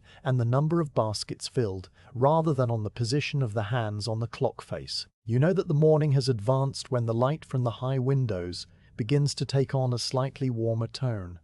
a pale gold that replaces the earlier grey and signals that somewhere beyond the clouds, the sun has climbed to its highest point and is now beginning its slow descent toward the horizon. You know that it is nearly time for the midday meal when one of the attendants appears in the doorway with a tray bearing cups of tea and slices of bread spread with margarine, and the work pauses for a few minutes while everyone stands at their places and eats and drinks in silence. The only sounds the soft chewing and swallowing and the clink of the cups against the tray when they are set down again. And then the work resumes, and the piles of folded linen grow higher, and the empty baskets fill up, and the full baskets are carried away, and the rhythm of folding and sorting and stacking continues without interruption until the bell rings to signal the end of the work period and the beginning of the slow walk back along the covered walkway to the main house. When you leave the laundry at the end of your assigned hours, you carry with you the smell of soap and steam and damp cotton, and it clings to your clothes and your hair and your skin for the rest of the day, a reminder of where you have been and what you have done. Your hands are slightly sore from the friction of the fabric and the repeated motions of grasping and folding, and the muscles in your shoulders and your back are tired in a way that is not unpleasant, but simply present. A low, dull ache that reminds you that you have a body and that your body has been used for something. You walk back along the covered walkway with the sound of your boots on the wooden slats and the hollow echo of the corrugated iron roof, and by the time you reach the door to the main house, the smell of the laundry has begun to fade and the smell of floor wax and coal smoke has returned, and you step inside and join the slow stream of people moving toward the dining hall for the evening meal. And later, when you lie in your bed with the grey wool blanket pulled up to your chin and the sounds of the old house settling around you, you will still be able to detect the faint, clean scent of the laundry on your hands if you lift them to your face, and you will breathe it in and remember the smooth beach table and the weight of the folded sheets and the steam rising from the copper vats, and these memories will be as calm and as repetitive as the work itself, and they will carry you gently into sleep. The door to the airing court is heavier than the other doors in the building, made of thick oak planks banded with iron straps that have been painted black and then repainted many times over the years, so that the surface is now a deep, glossy accumulation of layers, each one slightly different in shade from the ones beneath it. And the iron handle is cold and smooth and fits into the palm of your hand with a weight that is both solid and reassuring. You push against it, and it swings outward on hinges that make no sound because they too have been oiled recently. And the air that meets your face is different from the air inside, cooler and damper, and carrying with it the smell of wet gravel and old brick, and the faint green scent of the moss that grows in the crevices of the wall, and the single vine of ivy that climbs toward the eaves. The court itself is a rectangle of open space, perhaps 50 paces long and 30 paces wide, enclosed on all four sides by the red brick wall that rises to a height of perhaps 12 feet and is topped with a coping of darker stone that has weathered to a soft, uneven grey. The ground within the walls is mostly bare earth, packed hard by the passage of countless feet, but around the perimeter there is a path of fine gravel that describes a neat, regular oval, and it is this path that you and the others walk upon during the periods of the day that are set aside for fresh air and exercise. The gravel is different here from the gravel on the driveway, smaller and more uniform in size and rounded at the edges rather than sharp, and it has been raked smooth at the beginning of each day by one of the groundskeepers so that the surface presents a clean, undisturbed expanse of pale grey, marked only by the shallow depressions left by the rake's tines. When you step onto it, your weight crushes the small stones together, and they shift and settle with a sound that is less a crunch and more a soft, continuous sigh, and this sound follows you as you begin to walk, a gentle accompaniment to the rhythm of your steps. You walk slowly because there is no reason to walk quickly, and because the others who are already on the path are walking slowly too, a scattered procession of figures in dark wool coats and sturdy leather boots who move around the oval in the same direction, counterclockwise, as if following some unspoken rule that no one has ever articulated but everyone understands. The pace is steady and unhurried, each person finding their own natural stride and maintaining it without variation, and the overall effect is like watching the hands of a clock move around a dial, a slow, inevitable progression that marks the passage of time in increments that are too small to notice, but which accumulate over the minutes into a measurable change. The red brick wall that surrounds the court is the oldest part of the asylum. older even than the main house, and the bricks themselves are of a type that is no longer made, longer and flatter than modern bricks, and fired to a deep, warm red that has faded in places to a softer rose, and in others has darkened to a purplish brown where the rain has soaked in and the damp has never quite dried out. The mortar between the bricks is a pale grey that crumbles slightly when you touch it, leaving a fine, gritty dust on your fingertips, and in many places the mortar has receded enough to create small ledges and hollows where water collects after a rain and where the moss has taken hold. The moss is a dark, velvety green that spreads in irregular patches across the surface of the wall, thicker near the ground where the shade is deepest and the moisture lingers longest, and thinner higher up where the wind and the occasional thin sunlight can reach it. You have looked at this moss many times during your walks, and you have noticed the way it changes with the seasons, brighter and more vibrant in the spring when the rains are frequent, duller and more brittle in the summer when the wall bakes in the rare heat, and now, in the autumn, it is a deep, somber green that seems to hold on to the damp and the coolness with a kind of patience. There are tiny ferns growing out of some of the larger patches of moss, their delicate fronds unfurling in miniature spirals that catch the light and cast tiny, intricate shadows on the brick behind them. And you have watched these ferns grow and spread and eventually wither and die and then be replaced by new ones in a cycle that repeats itself year after year, without intervention from anyone. The single vine of ivy climbs up from a root that is buried somewhere near the base of the wall, in the corner farthest from the door, and its stem is as thick as your wrist where it emerges from the earth, twisting and gnarled and covered with a rough, dark bark that flakes away in small, papery scales. The stem divides and divides again as it climbs, sending out branches that spread across the brick in a complex network of dark lines, and from these branches the leaves grow in alternating patterns, each leaf a perfect glossy green shield with 3 or 5 points and pale veins that radiate outward from the center. The ivy has been growing here for many years, perhaps for as long as the wall has stood, and it has covered a large section of the brickwork near that corner, creating a dense, dark tapestry of overlapping leaves that rustles softly when the wind moves through it. You have come to know this sound as well as you know the sound of the gravel under your feet, a dry, papery whisper that rises and falls with the gusts of wind and then fades into silence when the air is still, and you listen for it now as you walk, letting it join the other sounds of the court and become another layer in the quiet texture of the afternoon. The sky above the court is the same pale, uniform grey that it has been for most of the days you have been here. A sky that seems to have no depth and no variation, just a flat, even lid of cloud that presses down gently on the tops of the walls and the bare branches of the sycamore tree that stands just beyond the eastern wall. The tree is visible from the court only as a collection of upper branches and twigs that rise above the line of the brick coping, and in the summer these branches are thick with broad green leaves that shade a portion of the court in the early morning. But now, in the late autumn, the leaves have all fallen and the branches are bare, tracing a dark, intricate pattern against the pale grey of the sky. You look up at this pattern as you walk, and you have memorized its shape without ever intending to, the particular angle of the largest limb and the way the smaller branches divide into finer and finer twigs until they disappear against the brightness of the cloud cover. The tree is a sycamore, you have been told, and its bark is pale and smooth and peels away in large, irregular flakes to reveal the lighter wood beneath.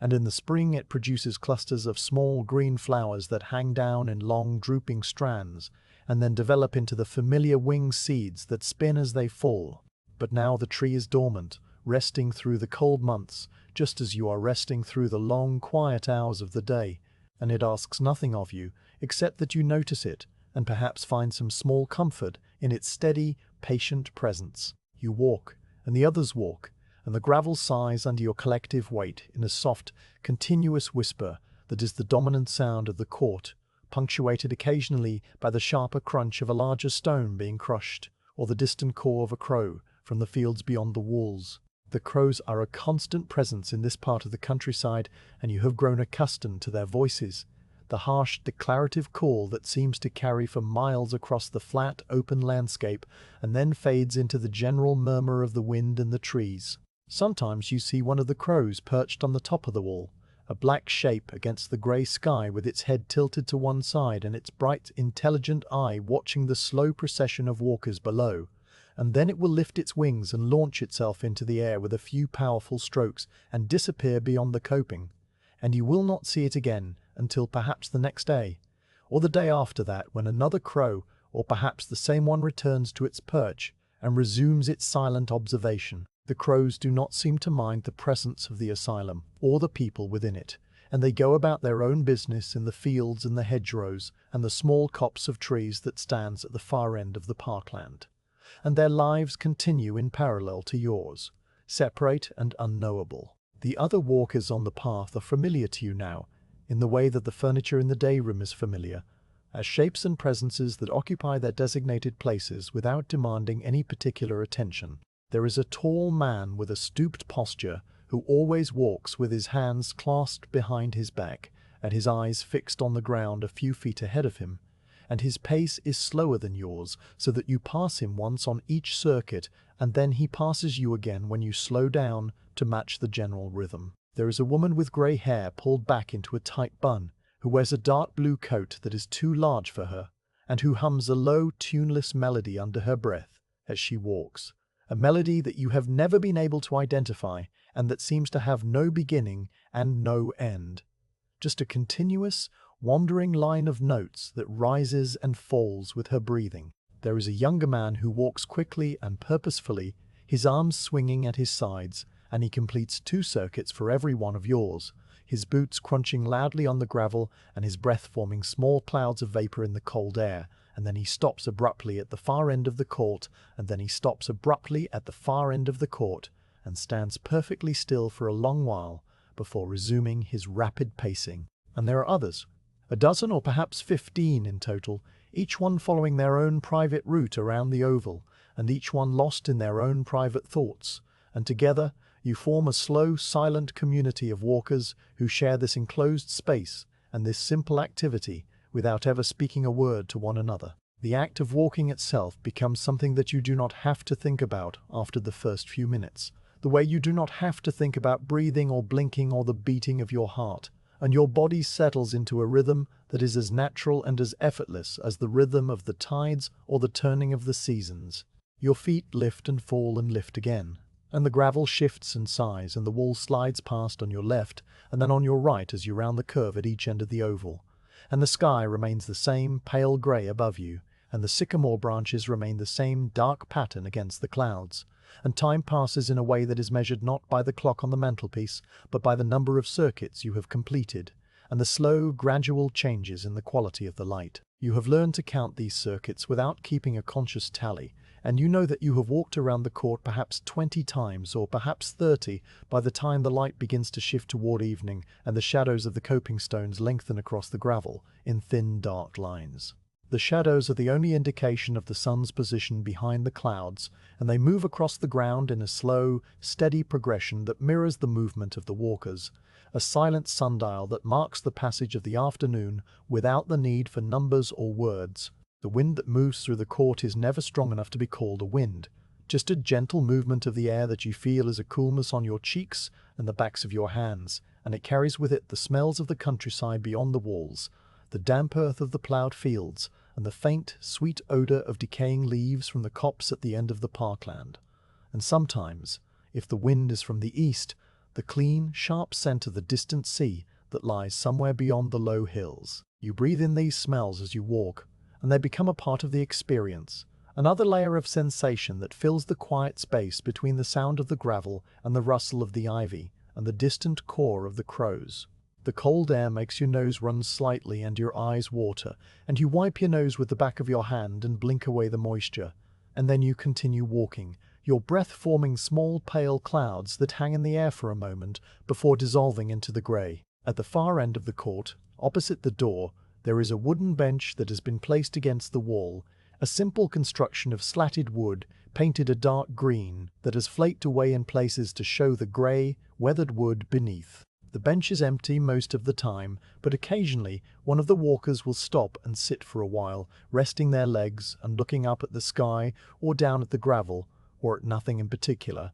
and then they will rise and resume their place in the slow procession. You have sat on this bench a few times yourself, and you have noticed the way the wood feels cool and slightly damp even on dry days, and the way the grain of the wood has been worn smooth by the friction of many bodies sitting and shifting and rising again. From the bench, the view of the court is different, more static and more enclosed, and you can watch the other walkers as they pass by in their slow, regular circuits, their faces blank and their eyes focused on some point in the middle distance, and you can feel the weight of your own body settling into the slats and the solid presence of the wall against your back.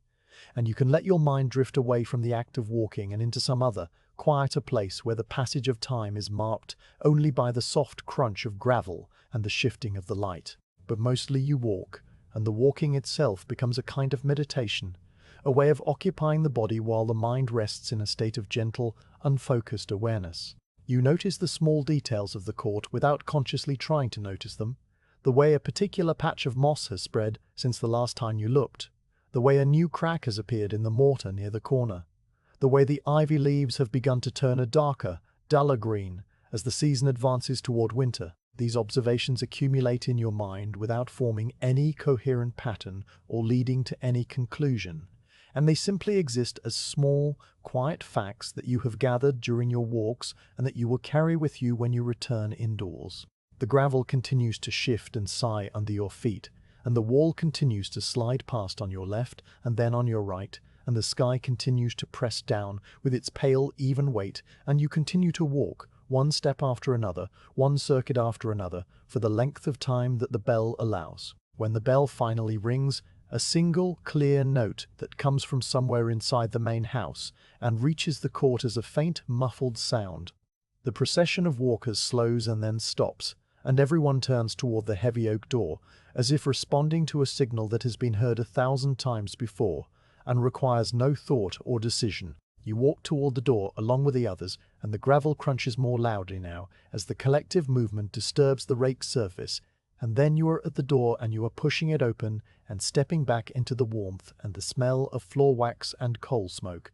That is the smell of the inside world. The light in the corridor seems dim after the pale grey brightness of the court, and you blink a few times as your eyes adjust, and then you are walking again, not on gravel, but on the worn cocoa matting and the hexagonal tiles, and the sound of your boots is different now, sharper and more hollow, echoing slightly in the high-ceilinged space. You will return to the court tomorrow, and a day after that, and all the days that follow, and you will walk the same oval path, and hear the same soft sigh of the gravel, and see the same red brick wall, and the same dark pattern of the sycamore branches against the same pale grey sky, and each walk will be exactly the same as the one before it, and yet slightly different in ways that are too small to name. And this is how the days will pass, one after another, in a slow, gentle rhythm that asks nothing of you, except that you put one foot in front of the other. The attendants are always there, and yet they are never quite present in the way that other people are present, existing instead as a kind of background condition of the asylum, as constant and as unremarkable as the ticking of the clock or the smell of coal smoke that permeates every room and every corridor. You see them without really seeing them, the way you see the walls and the floorboards and the high barred windows, and their movements through the building follow patterns that are as predictable as the ringing of the bells and the changing of the light. There is a particular sound that announces their approach long before they come into view, a sound composed of several distinct elements that blend together into a single recognizable signature: the heavy scuff of a leather boot against the worn cocoa matting of the corridor, the soft jingle of brass keys suspended from a leather belt, and the faint rustle of stiff wool fabric as an arm swings or a shoulder shifts beneath a dark dress or coat. You have come to know this sound as intimately as you know the sound of your own breathing. And when you hear it, you do not turn your head or alter what you are doing, because the sound asks nothing of you and promises nothing. It is simply a part of the environment, like the creak of a floorboard or the distant moan of the wind in the chimneys. The attendants wear clothing that is designed to be practical and durable rather than decorative. Dark wool dresses for the women and dark wool suits for the men. And these garments have been brushed and pressed and mended so many times that they have taken on a particular sheen, a dull, soft luster that catches the light from the gas lamps and the high windows in a way that is subdued and unobtrusive. The fabric is heavy and hangs in straight, simple lines from the shoulders to the floor or the knee, and it moves with a quiet, rustling sound when the wearer walks, a sound that is like the whisper of dry leaves stirring in a light breeze. The women wear white aprons over their dresses, made of a coarse, bleached cotton that has been starched and ironed into stiff, precise folds, and these aprons are always immaculate, without a single spot or stain. A small miracle of cleanliness in a place where so much else is faded and worn. The men wear dark waistcoats and plain white shirts with stiff, standing collars, and their boots are of heavy black leather that has been polished to a dull gleam, and the soles of these boots are thick and solid and make a particular sound when they strike the floor, a sound that is deeper and heavier than the sound of the patient's softer footwear. At the end of the corridor on each floor there is a high wooden desk placed against the wall, a piece of furniture that is taller than a normal table and has a slanted top like a writing desk, and behind this desk one of the attendants sits during the long hours of the day and the longer hours of the night, keeping watch over the comings and goings of the ward. The desk is made of dark, varnished wood that has been polished by the friction of many hands and many sleeves, and the surface is scarred with faint scratches and the ghostly impressions of words that were written on paper laid over the wood and pressed hard with a steel nib. On the desk there is an inkwell made of heavy glass with a brass lid that screws on tightly to prevent evaporation, and beside the inkwell there is a wooden pen holder containing several steel nibs of different sizes, and there is a blotter made of a rectangle of pink blotting paper held in a curved wooden frame, and there is a large leather-bound ledger that lies open to the current page, its cream-coloured paper covered with lines of neat sloping script. This ledger is the record of the ward, and into it the attendant writes observations throughout the day and night,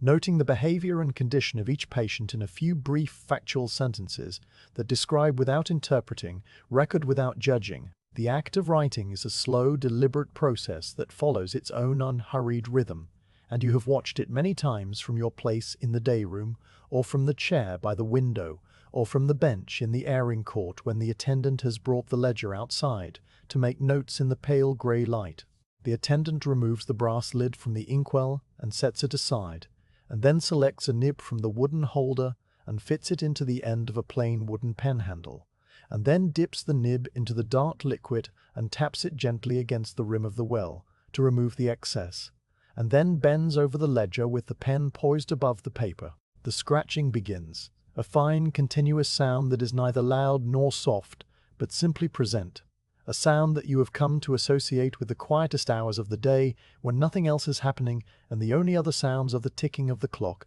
and the settling of the coals in the grate. The nib moves across the paper in a series of small, precise strokes, leaving behind a trail of dark brown-black ink that dries almost immediately to a slightly lighter shade, and the letters form words and the words form sentences, and the sentences accumulate into a record of the day that will be read by someone else, somewhere else, at some future time that has nothing to do with you. The sound of the pen scratching is a sound that invites a particular kind of attention, not the sharp, demanding attention that a sudden noise might provoke, but a soft, diffuse awareness that settles over the mind like a thin layer of dust, and you find that you can listen to it for long periods without becoming bored or restless, the way you can listen to the sound of rain falling on the roof, or the sound of the wind moving through the branches of the sycamore tree. The scratching rises and falls in a gentle rhythm as the pen moves across the page, pausing briefly at the end of each word while the writer thinks of the next word, and then resuming with a fresh dip of the nib into the inkwell and a fresh series of small, precise strokes. The pauses are as much a part of the sound as the scratching itself, little silences that open and close like the blinking of an eye,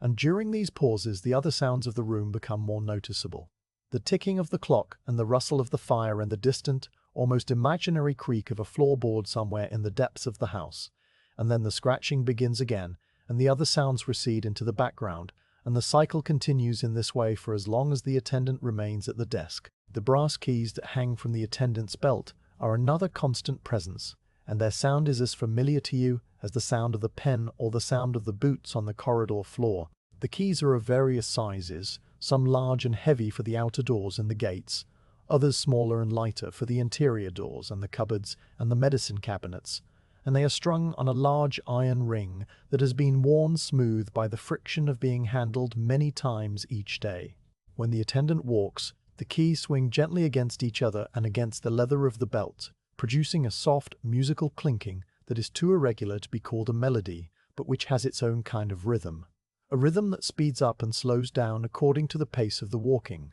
You have heard this sound in the corridor outside your room late at night when you lie in bed waiting for sleep to come, the faint jingle of keys approaching from a distance and then passing by your door, and then fading away into the silence at the far end of the hall, and you have found something comforting in this sound, a reminder that someone is awake and watching and that the long dark hours of the night are nigh empty. The attendant who sits at the high desk during the morning hours is a woman of middle age whose face you have seen so many times that you no longer really see it as a face, but rather as a collection of familiar features arranged in a familiar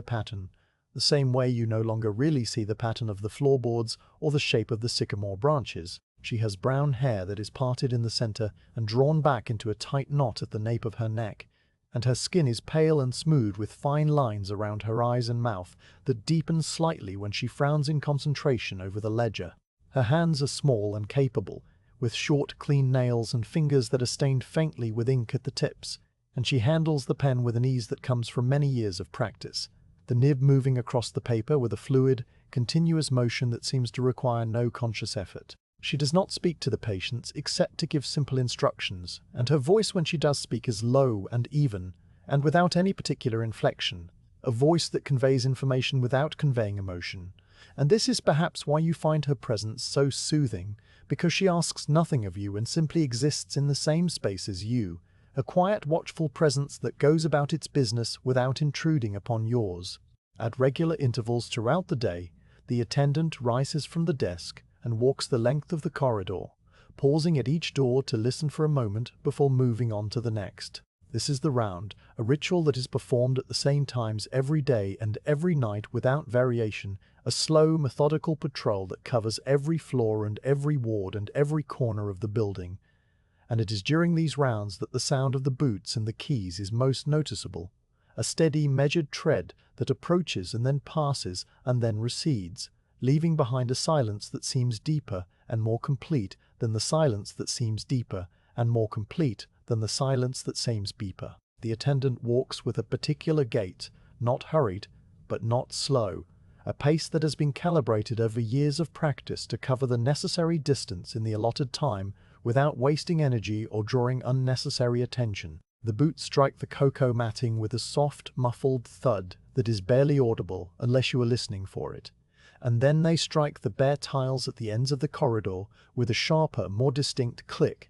and then they are muffled again as the attendant steps onto the next length of matting, and this pattern of sound repeats itself over and over as the round continues, a kind of auditory map of the building's geography. When the attendant returns to the desk, she sits down again and adjusts the position of the ledger, and dips the pen into the inkwell and writes a few more lines in the neat, sloping script, recording perhaps the fact that the round was completed, and that all was quiet, and that nothing of note occurred. And then she sets the pen down and leans back in the chair and folds her hands in her lap, and her eyes move slowly around the room, taking in the positions of the patients and the state of the fire and the quality of the light coming through the windows, and you can feel her gaze pass over you like a beam of pale sunlight, warm and brief and without any particular weight. You do not look up to meet her eyes because there is no need to, and because looking up would require an effort that you are not inclined to make, and so you continue to sit in your chair with a grey wool blanket on your knees and your hands resting in your lap, and the attendant continues to sit at her desk with her hands folded and her eyes moving slowly around the room, and the clock continues to tick and the fire continues to breathe, and the pen rests in its holder waiting for the next observation that needs to be recorded. The ledger itself is an object of considerable weight and substance, bound in dark leather that has been dyed a deep, dull brown and tooled with a simple border of blind lines around the edges, and the pages are of a heavy, cream-colored paper that has a slight texture, a tooth that catches the nib of the pen and produces the characteristic scratching sound. The ledger is perhaps 3 inches thick and contains the records of many months or even years, and when it is opened, the spine cracks softly and the pages fan out in a gentle curve, and the smell of old paper and leather and ink rises faintly into the air, a smell that is dry and slightly sweet and reminiscent of libraries and archives and other places where words are stored and preserved against the passage of time. You have never read what is written in the ledger, and you never will, because the ledger is not meant for your eyes or for the eyes of any of the patients. It is a document that belongs to the institution and to the people who run the institution, and its contents are as remote and as inaccessible as the contents of a book written in a language you do not speak. But you have imagined what might be written there, a few brief sentences describing your own behavior and condition, and you have found that this imagining does not trouble you, because the words are just words, and they cannot change the essential facts of your existence, the weight of the blanket on your knees, and the ticking of the clock, and the slow, steady rhythm of your breathing. At night, the watch continues, and the attendant at the desk is replaced by another attendant, a man with grey hair and a quiet, deliberate manner, who sits in the same chair and writes in the same ledger, and makes the same rounds at the same intervals. The gas lights in the corridor are turned down low so that they cast only a dim yellow glow that pools on the floor beneath each fixture and leaves the spaces between in deep shadow,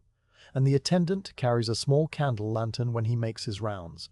a lantern with a glass chimney and a wire handle that swings gently with each step. The light from the lantern moves along the corridor in a slow, bobbing progression, illuminating the faded sage walls and the closed doors and the brass number plates in a warm, flickering circle that advances and then retreats and then advances again, and you can see this light from your bed through the small window in your door, a soft golden glow that waxes and wanes and then disappears as the attendant passes by and continues on his way. The sound of his boots is softer at night, as if he is making a conscious effort to walk more quietly, and the jingle of his keys is muffled by the careful way he moves, and the overall effect is of a presence that is felt rather than heard, a watchful awareness that moves through the sleeping building like a ghost, seeing everything and disturbing nothing. The scratching of the pen is a daytime sound, a sound that belongs to the hours when the light is sufficient for writing and when there are things to observe and record, and it is absent during the long stretches of the night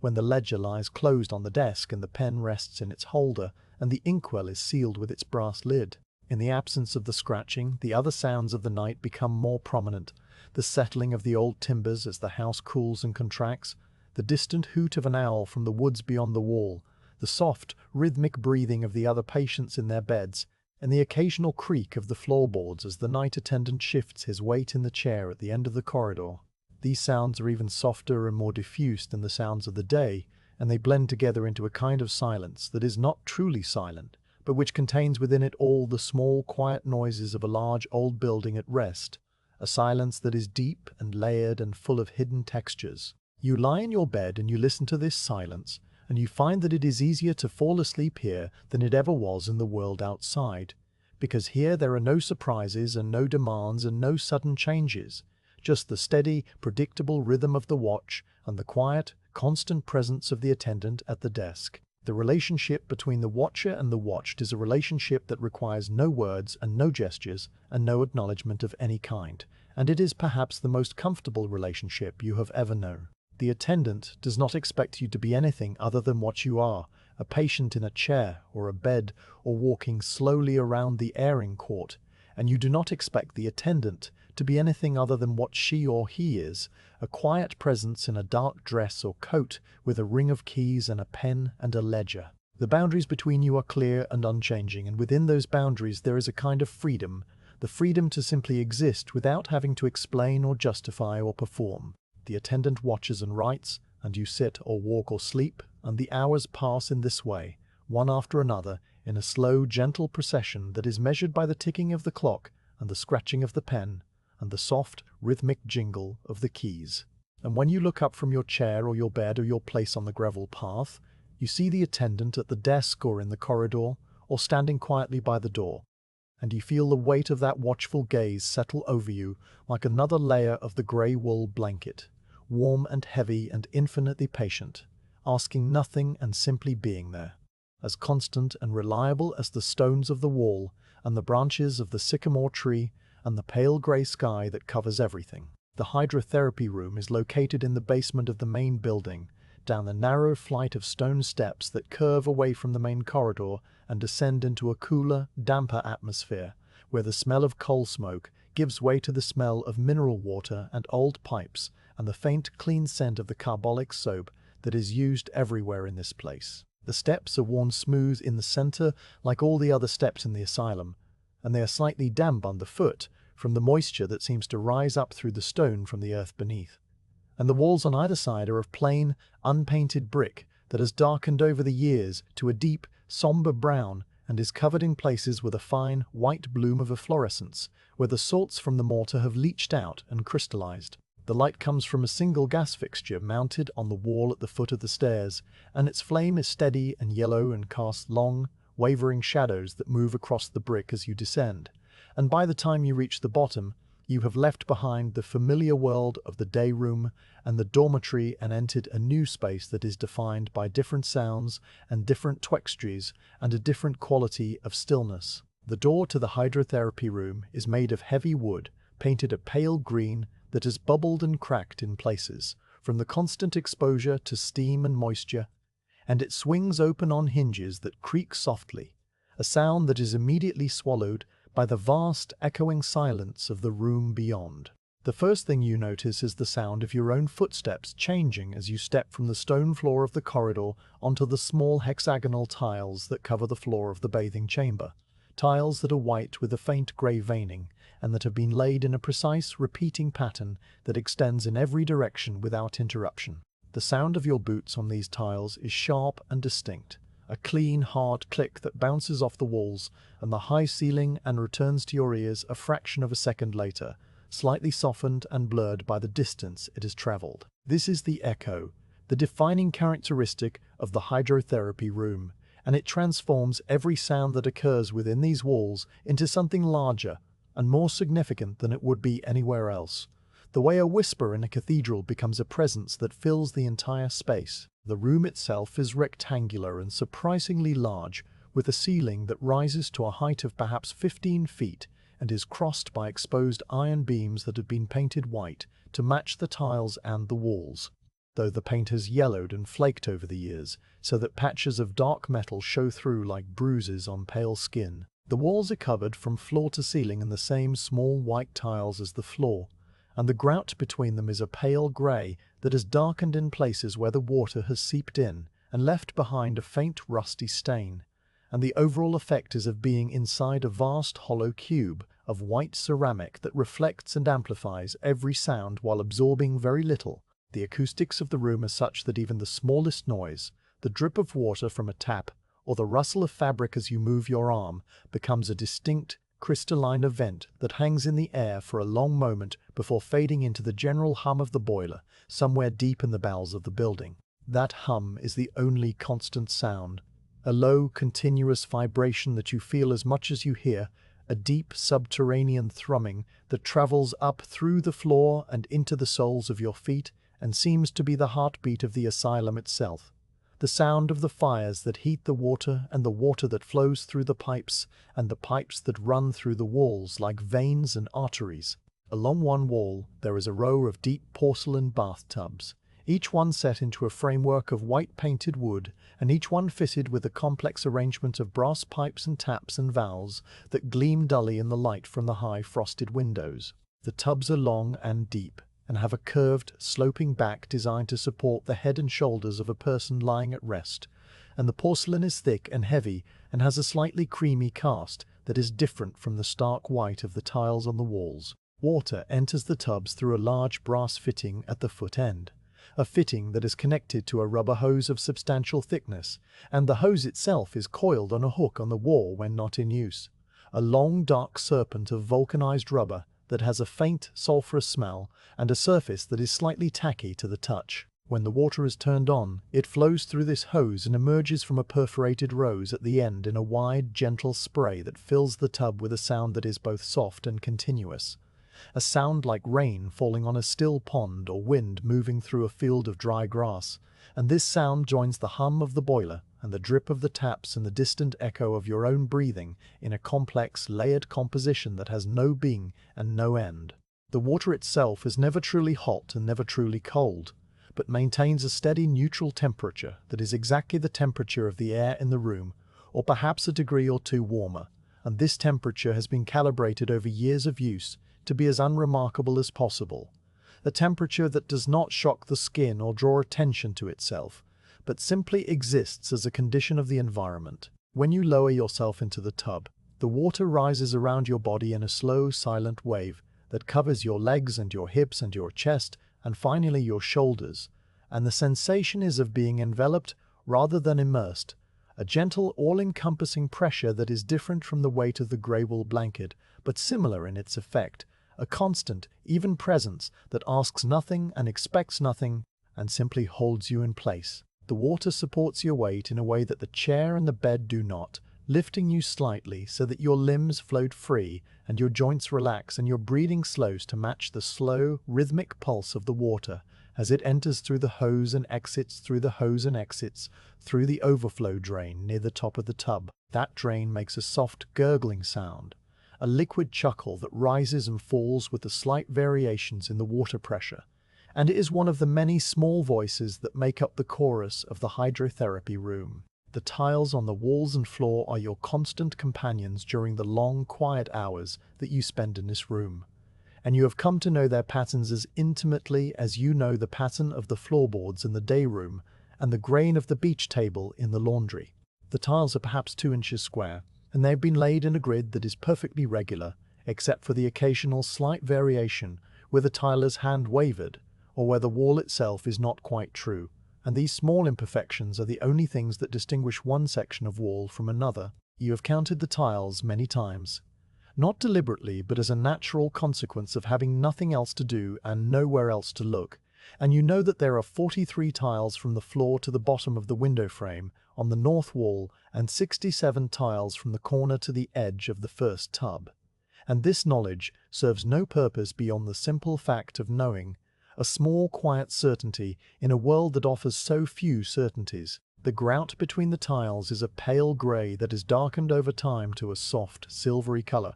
and in some places it has crumbled away entirely, leaving narrow gaps that catch the light and cast tiny, sharp shadows that move as the light moves throughout the day. Steam rises from the surface of the water in thin, curling wisps that twist and spread and eventually dissipate into the general haze that hangs in the upper part of the room, a haze that softens the edges of the iron beams and blurs the outlines of the high windows so that they appear as rectangles of pale, diffuse light, rather than as distinct architectural features. The steam condenses on the walls and the ceiling in a fine, even film of moisture that gathers into droplets and then runs down the tiles in slow, wobbly rivulets, and you watch these rivulets as they trace their random, meandering paths from the ceiling to the floor, merging and dividing and merging again in a continuous, silent dance that is never the same twice. A single droplet will form at the edge of a tile, swelling slowly until its weight overcomes the surface tension that holds it in place, and then it will release and slide downward, gathering speed and collecting other droplets as it goes, and by the time it reaches the floor it has become a thin, glistening line of water that reflects the pale light from the windows and then disappears into the shallow channel that runs the perimeter of the room. The channel is made of the same white tiles and slopes gently toward a drain in the corner, a drain with a brass grate that makes a soft, sucking sound when the water flows into it, and this sound is another thread in the tapestry of the room's acoustics. The brass taps and fittings are a source of fascination during the long, still hours when there is nothing to do but wait for the treatment to be completed. They are made of a heavy, golden metal that has tarnished over the years to a deep, ruddy brown with streaks of green verdigris in the crevices and around the joints, and they are shaped into elegant, curving forms that suggest a time when even the most utilitarian objects were made with a certain attention to beauty. The main tap is a large cross-shaped handle that turns with a smooth, well-oiled motion, and when you turn it, the water begins to flow through the hose with a soft, rushing sound that fills the tub and the room and your ears until it becomes the only thing you can hear. The temperature is controlled by a separate valve, a smaller wheel set into the wall above the tub, and this valve is rarely adjusted because the temperature is always the same, a neutral, unremarkable warmth that has been fixed by someone who understood that consistency is more important than comfort. The hose itself is a thing of strange organic beauty, a long dark tube that curves and loops in a way that suggests a sleeping snake or a coil of thick rope left on the deck of a ship, and its surface is textured with a fine woven pattern that you can feel if you run your fingers along it, a pattern that was impressed into the rubber when it was manufactured, and that has survived years of use and exposure to water and steam. The other patients who use the hydrotherapy room are present only as faint, distant presences, separated from you by the high sides of the tubs and the haze of steam and the deep, absorbing silence that fills the space between the sounds of water and the hum of the boiler. You do not see them, and you do not hear them, except as an occasional soft splash or the creak of a wooden frame as someone shifts their weight, and these sounds are so muted and so impersonal that they might as well be the sounds of the building itself settling into its foundations. You are alone in your tub with the water and the steam and the tiles and the slow, steady drip of condensation from the ceiling. And this aloneness is not a lonely thing, but rather a kind of privacy that is rare in the crowded, communal world of the asylum, a space where you can simply exist without being observed or evaluated or recorded in the ledger. The attendant who supervises the hydrotherapy treatments sits on a wooden stool near the door, a figure in a dark dress and a white apron whose presence is felt rather than seen, and she does not speak or move except to adjust a tap or to help someone in or out of a tub, and her silence is a part of the room's silence, as constant and as unremarkable as the tiles on the walls. Time passes differently in the hydrotherapy room, not because the clocks move any faster or slower, but because the absence of visual cues and the constant enveloping presence of the water create a kind of temporal suspension, a state in which the past and the future recede, and only the present moment remains, stretching out in all directions without limit or boundary. You do not know how long you have been in the tub, and you do not know how long you will remain, and after a while you stop wondering and simply allow yourself to float in the warm, neutral water while the steam rises and the droplets run down the tiles, and the boiler hums its deep, subterranean song. Your body becomes lighter and less distinct, its edges blurring into the water the way the edges of the iron beams blur into the steam, and your thoughts become slower and more diffuse, drifting through your mind like the wisps of steam that curl up from the surface of the water and disappear into the haze above. You notice the sensation of the water against your skin, without really feeling it, the way you notice the ticking of the clock in the day room without really hearing it, and this sensation becomes a part of the general background of your awareness, a constant, gentle pressure that holds you in place and asks nothing of you. The pattern of the tiles on the wall opposite your tub has a particular flaw that you have noticed during previous visits, a small, dark crack that runs diagonally across one of the tiles and then jumps to the next tile in a slightly offset line, and you find your eyes returning to this flaw again and again as if it were a landmark in an otherwise featureless landscape. The crack is very fine, no wider than a hair, and it has been filled at some point with a pale, yellowish substance that has darkened over time to a color slightly lighter than the grout, and it traces a path that is neither straight nor random, but something in between, a wandering line that follows the invisible stresses and strains within the ceramic material. You have imagined the story of this crack many times, the way a small impact or a sudden change in temperature might have caused the tile to fracture, and how the fracture spread across the surface until it reached the edge and jumped to the neighboring tile, and how someone came with a pot of filler and a small knife and carefully worked the substance into the crack to prevent water from seeping in and causing further damage. This story is entirely imaginary and probably inaccurate, but it passes the time and gives your mind something to hold on to while your body floats in the neutral warmth of the water. The sound of the water flowing from the hose is a sound that contains within it many smaller sounds, the hiss of the water passing through the perforations in the rows, the deeper rush of the water moving through the rubber tube, the faint metallic clink of the brass fittings as they expand and contract with the slight variations in temperature, and the soft, liquid plash as the stream meets the surface of the water, already in the tub. These sounds blend together into a single continuous note that is pitched somewhere in the middle range of human hearing, a note that is neither high nor low but simply present, and it fills your ears and your mind until there is no room for anything else. No thoughts and no worries and no memories, just the sound of the water and the feel of the water and the sight of the steam rising and the tiles shining and the slow, steady drip of condensation from the ceiling. You close your eyes and the world becomes even simpler, reduced to the sensation of floating and the sound of the water and the deep subterranean hum of the boiler.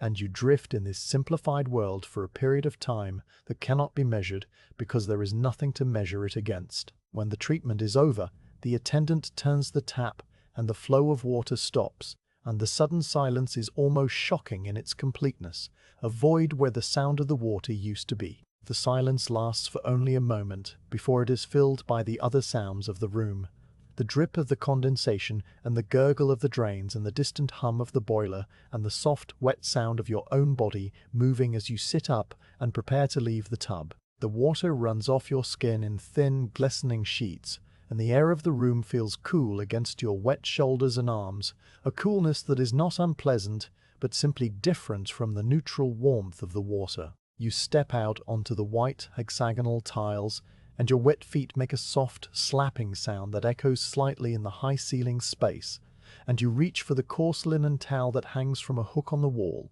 and you wrap it around yourself and begin to dry. The towel is rough and absorbent, and smells of the same carbolic soap that is used everywhere, and it scratches gently against your skin as you rub it over your arms and legs and chest, and the scratching is a familiar, comforting sensation that marks the transition from the floating world of the water back to the solid world of the floor and the walls and the stairs. You dress slowly, pulling on the coarse cotton undergarments and the wool dress or trousers and the thick stockings and the heavy leather boots, and each layer adds a small amount of weight and warmth, and returns you incrementally to the person you are when you are not floating in a tub of neutral water. The clothes feel different against your skin after the bath, slightly rougher and more present, and you are aware of the texture of the wool and the cotton in a way that you were not before, as if the water has washed away a thin layer of indifference and left your nerves slightly more alert. You walk back across the white tiles toward the pale green door,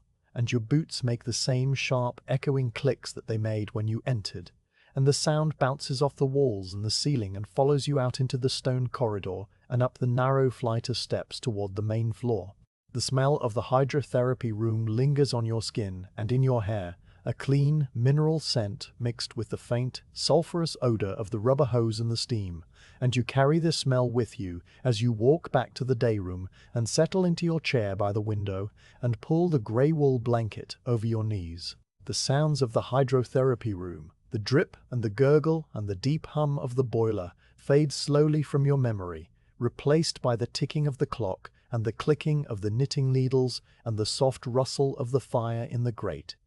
But they remain somewhere in the back of your mind, a quiet, liquid counterpoint to the dry, solid sounds of the upper world. The library is a room that you do not visit often, not because it is forbidden or difficult to reach, but because it exists in a part of the building that lies beyond the usual paths of your daily routines, down a corridor that branches off from the main hall and leads past the visiting room and the small, windowless office where the superintendent meets with the keepers to discuss matters that do not concern you. The door to the library is made of the same dark, varnished wood as all the other doors in the asylum, and it has a small brass number plate and a handle that turns with a slight resistance, as if the mechanism inside has not been oiled as recently as the others. When you push it open, the first thing you notice is the smell, a complex and layered fragrance that is entirely different from the smells of the day room and the dormitory and the laundry and the hydrotherapy chamber, a smell that is composed of old leather and dry paper and dust, and the faint, sweet scent of the paste that was used to bind the books and the glue that holds the spines together. This smell rises to meet you as you step across the threshold, and it wraps around you like a garment made of time itself. A smell that seems to have been accumulating in this room for decades or perhaps for centuries, and that will continue to accumulate long after you have gone. The library is not a large room, perhaps half the size of the day room, and it is lined on 3 walls with bookshelves that rise from the floor to the ceiling, shelves made of the same dark wood as the door and fitted with glass doors that protect the books from the dust and the damp and the curious fingers of the patients. The glass is old and has a slight wave to it, a distortion that makes the spines of the books behind it appear slightly curved or stretched, and it is covered with a fine layer of dust that has settled into the corners and along the edges where the cloth of the cleaning rag cannot easily reach. The 4th wall contains a single tall window that looks out onto a narrow courtyard you have never seen from any other vantage point, a small enclosed space paved with the same red quarry tiles as the laundry floor, and containing nothing but a stone bench and a small stunted yew tree that struggles to survive in the perpetual shade. The light that comes through this window is pale and diffuse, filtered first by the grey sky, and then by the glass, and then by the thin, gauzy curtain that hangs from a brass rod,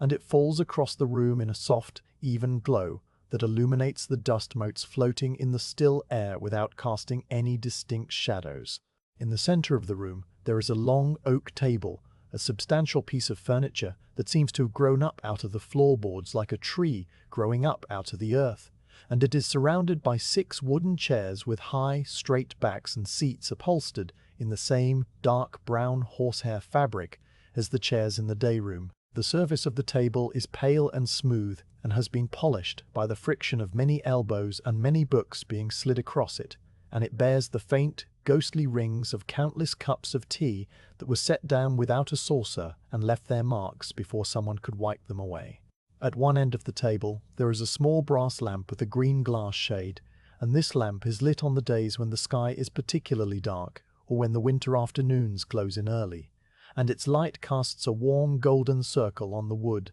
and makes the dust motes glow like tiny floating embers. You take a seat at this table, choosing a chair that is neither too close to the window nor too far from the lamp, a chair that places you in the exact center of the room's quiet, patient atmosphere, and you sit and you wait for nothing in particular while your eyes adjust to the dimness and your breathing slows to match the slow, suspended rhythm of the space. The books that line the shelves are old, most of them older perhaps than the asylum itself, and they have been collected over the years from donations and from the estates of people who died and left their libraries to institutions that might make some use of them. Their spines are of leather in various shades of brown, from a pale, dusty tan to a deep, rich cordovan that is almost black, and many of them have been tooled with gold lettering that has faded over time to a dull, brassy sheen that has faded over time to a dull, brassy sheen that catches the light only when you tilt your head at a certain angle. The titles are mostly illegible from where you sit,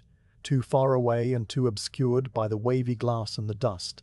but you can make out a few words here and there. The word history, on a thick volume bound in dark green, the word botany, on a slimmer book with a cracked spine, the word sermons, on a row of identical black volumes that stand together like a line of somber soldiers. There are also books with no titles on their spines, books that have been rebound in plain, serviceable cloth of a uniform grey-brown that has faded unevenly so that the volumes appear mottled and patchy, like the bark of the plane trees on the driveway. These books are the ones that the patients are permitted to handle and read if they wish, though few do, and those who do tend to sit with the books open in their laps for long periods without turning the pages. You have come to the library not to read, but to sit, because the library offers a different kind of stillness from the stillness of the day room or the dormitory, a stillness that is deeper and more complete, and somehow older, as if the room itself has been practicing stillness for so long that it has become an expert. The sounds of the asylum are muted here, the ticking of the clock, and the ringing of the bells and the shuffle of feet in the corridor, all of them reduced to faint, distant impressions that barely register on the edge of your awareness. The dominant sound is the sound of the room itself, which is to say the sound of silence, a silence that is not empty but full, a silence that contains within it the slow, imperceptible decay of paper and leather and glue, the settling of dust on the shelves and the window-sill, the faint, almost imaginary creak of the old oak table as it responds to changes in temperature and humidity that are too subtle for you to feel. This silence is the true voice of the library, and it speaks in a language that requires no words and no translation, a language that you understand without knowing how or why. After a period of time that is neither long nor short, you rise from your chair and walk to one of the shelves and open the glass door, and the door swings outward on hinges that make a soft, dry sound, like the rustle of a bird's wing or the turning of a page in a very old book. You reach up and you take down one of the plain, cloth-bound volumes, choosing it not for its title or its subject, but for its size and its weight, the way it fits into your hand with a comfortable, solid presence. The cloth cover is rough under your fingers, a coarse weave that has been worn smooth at the corners and along the spine where many hands have held it before yours, and it has a particular smell that rises when you bring it close to your face, a smell that is dry and slightly sweet and reminds you of the hay that was stored in the barn of a house you once knew, a house that seems now to belong to a different life and a different person. You carry the book back to the table and you set it down on the pale, smooth surface, and you sit and you look at it for a while, noting the way the light from the window falls across the cover and the way the dust motes continue their slow, silent dance in the air above it. The book is heavy when you open it, and the spine cracks softly as the pages separate. A sound that is both delicate and final, the sound of something that has been closed for a long time being opened again. The pages are of a thick, cream-colored paper that has yellowed at the edges and become brittle with age, and they have a texture that is slightly rough, a tooth that catches on the pads of your fingers as you turn them. The printing is in a small, dense typeface with long, elegant serifs, and the ink has faded from black to a soft, dark brown that is the color of strong tea or the bark of an old oak tree. And the words are arranged in long, solid paragraphs that fill the pages from margin to margin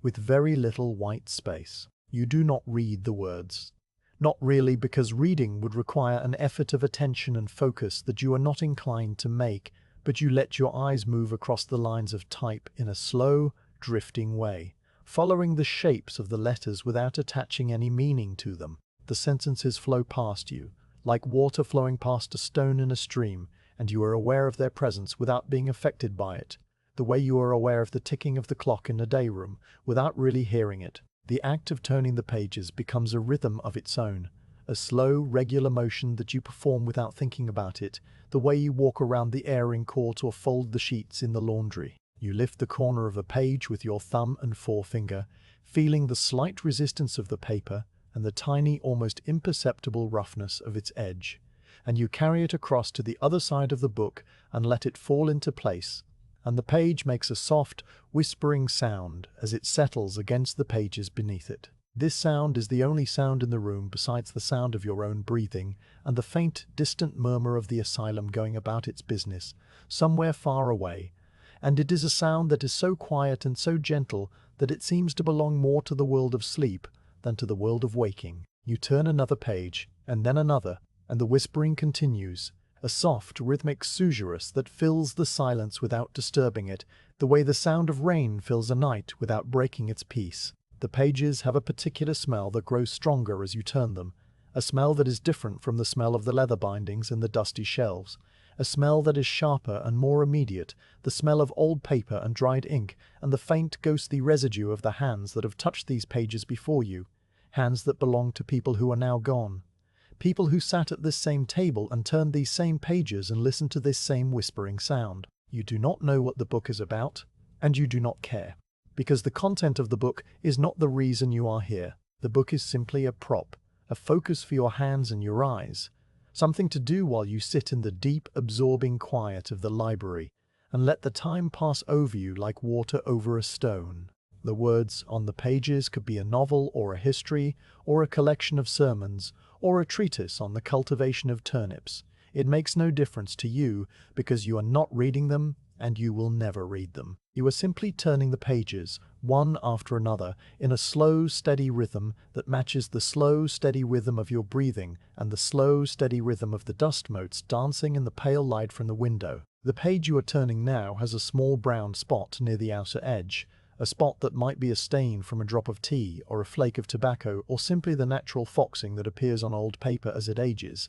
and you look at this spot for a long moment before turning the page and letting it disappear beneath the next page, and the spot is replaced by a new arrangement of words and a new pattern of margins and a new small imperfection, a tiny tear at the corner or a faint pencil mark in the margin that meant something to them. The light from the window changes as you sit, growing slowly dimmer and taking on a slightly warmer tone as the afternoon advances toward evening, and the shadows in the corners of the room deepen and spread until they meet in the center and swallow the far end of the table and the chairs that sit there unused. The green-shaded lamp on the table becomes more noticeable as the natural light fades, its warm, golden glow creating a small island of visibility in the growing dimness, and the dust motes that float within that glow seem to shine more brightly, as if they are drawing energy from the flame and returning it to the room in the form of tiny, drifting sparks. You continue to turn the pages, and the whispering continues, and the silence continues, and the smell of old paper and leather and dust continues, and you are aware of all these things without being attached to any of them, floating in the center of the room's quiet atmosphere like a leaf, floating on the surface of a still pond. At some point, you reach the end of the book, and you close it with a soft thump that seems very loud in the deep quiet of the library, and you sit for a moment with your hands resting on the faded cloth cover and your eyes looking at the window where the grey sky has darkened to the color of slate. Then you rise and you carry the book back to the shelf and you slide it into the empty space from which you took it, and it fits exactly, filling the gap and restoring the neat, uniform line of cloth-bound spines. You close the glass door and the latch clicks softly into place, and you stand for a moment looking at the rows of books behind the wavy glass, the faded gold lettering and the cracked leather, and the patient, waiting silence of all those unread pages. The library will be here tomorrow, and the day after that, and all the days that follow, and the books will remain on their shelves, and the dust will continue to settle, and the light will continue to change with the slow turning of the seasons, and you will return when you need to sit in a different kind of stillness. A stillness that is older and deeper than any stillness you have found anywhere else in this quiet, patient place. And then you turn away from the shelves, and you walk to the door, and you open it, and you step out into the corridor.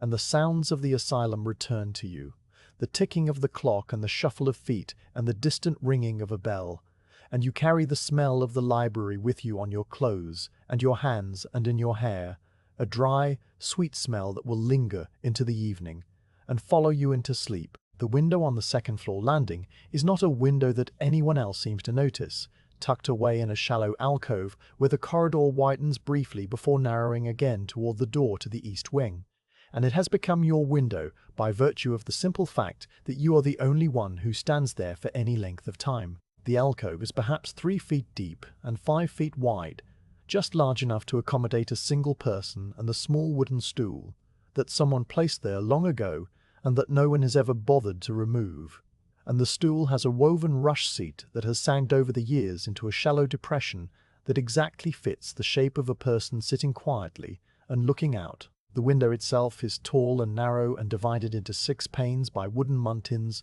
painted the same faded cream as the door to your room. And the paint has cracked and blistered in places where the afternoon sun, on those rare days when it appears, has heated the glass and the wood and caused them to expand at different rates. The glass is old and has a faint greenish cast when you look at it from an angle, and it contains tiny bubbles and ripples that distort the view in subtle, unpredictable ways, so that the branches of the oak tree on the distant hill sometimes appear to bend and sway even when the air is perfectly still. The view from this window is the only view you have of the world beyond the walls of the asylum, and it is a view that you have come to know with an intimacy that approaches devotion, though devotion is perhaps too strong a word for the quiet, patient attention you give to the slow changes that occur across the landscape as the weeks and months pass. The window faces roughly south, and from it you can see a stretch of the parkland that surrounds the main building, a sweep of rough grass that has not been mown or grazed in many years and that has grown tall and tussocky, with clumps of coarser vegetation standing above the general level, like islands in a green sea. Beyond the parkland there is a low stone wall that marks the boundary of the asylum grounds, and beyond that wall the land rises gently toward a low hill that is crowned by a single oak tree, a tree that is old and massive and stands alone against the sky like a sentinel or a monument. The hill itself is covered with the same rough grass as the parkland, but there are also patches of bracken that turn brown and brittle in the autumn and remain that way through the winter until the new growth pushes up through the dead fronds in the spring. And there are scattered hawthorn bushes that are dark and dense and covered with white blossoms for a brief period in May before settling back into their ordinary, unremarkable green. You first began to notice the oak tree in the late summer, when you had been at the asylum for only a few weeks and were still learning the geography of your new world. And at that time, the tree was in full leaf and presented itself as a vast, rounded mass of dark green that seemed to absorb the light rather than reflect it. The leaves were broad and deeply lobed and had a slightly glossy surface that caught the sun on those rare afternoons when the clouds parted and sent a flash of brightness across the landscape.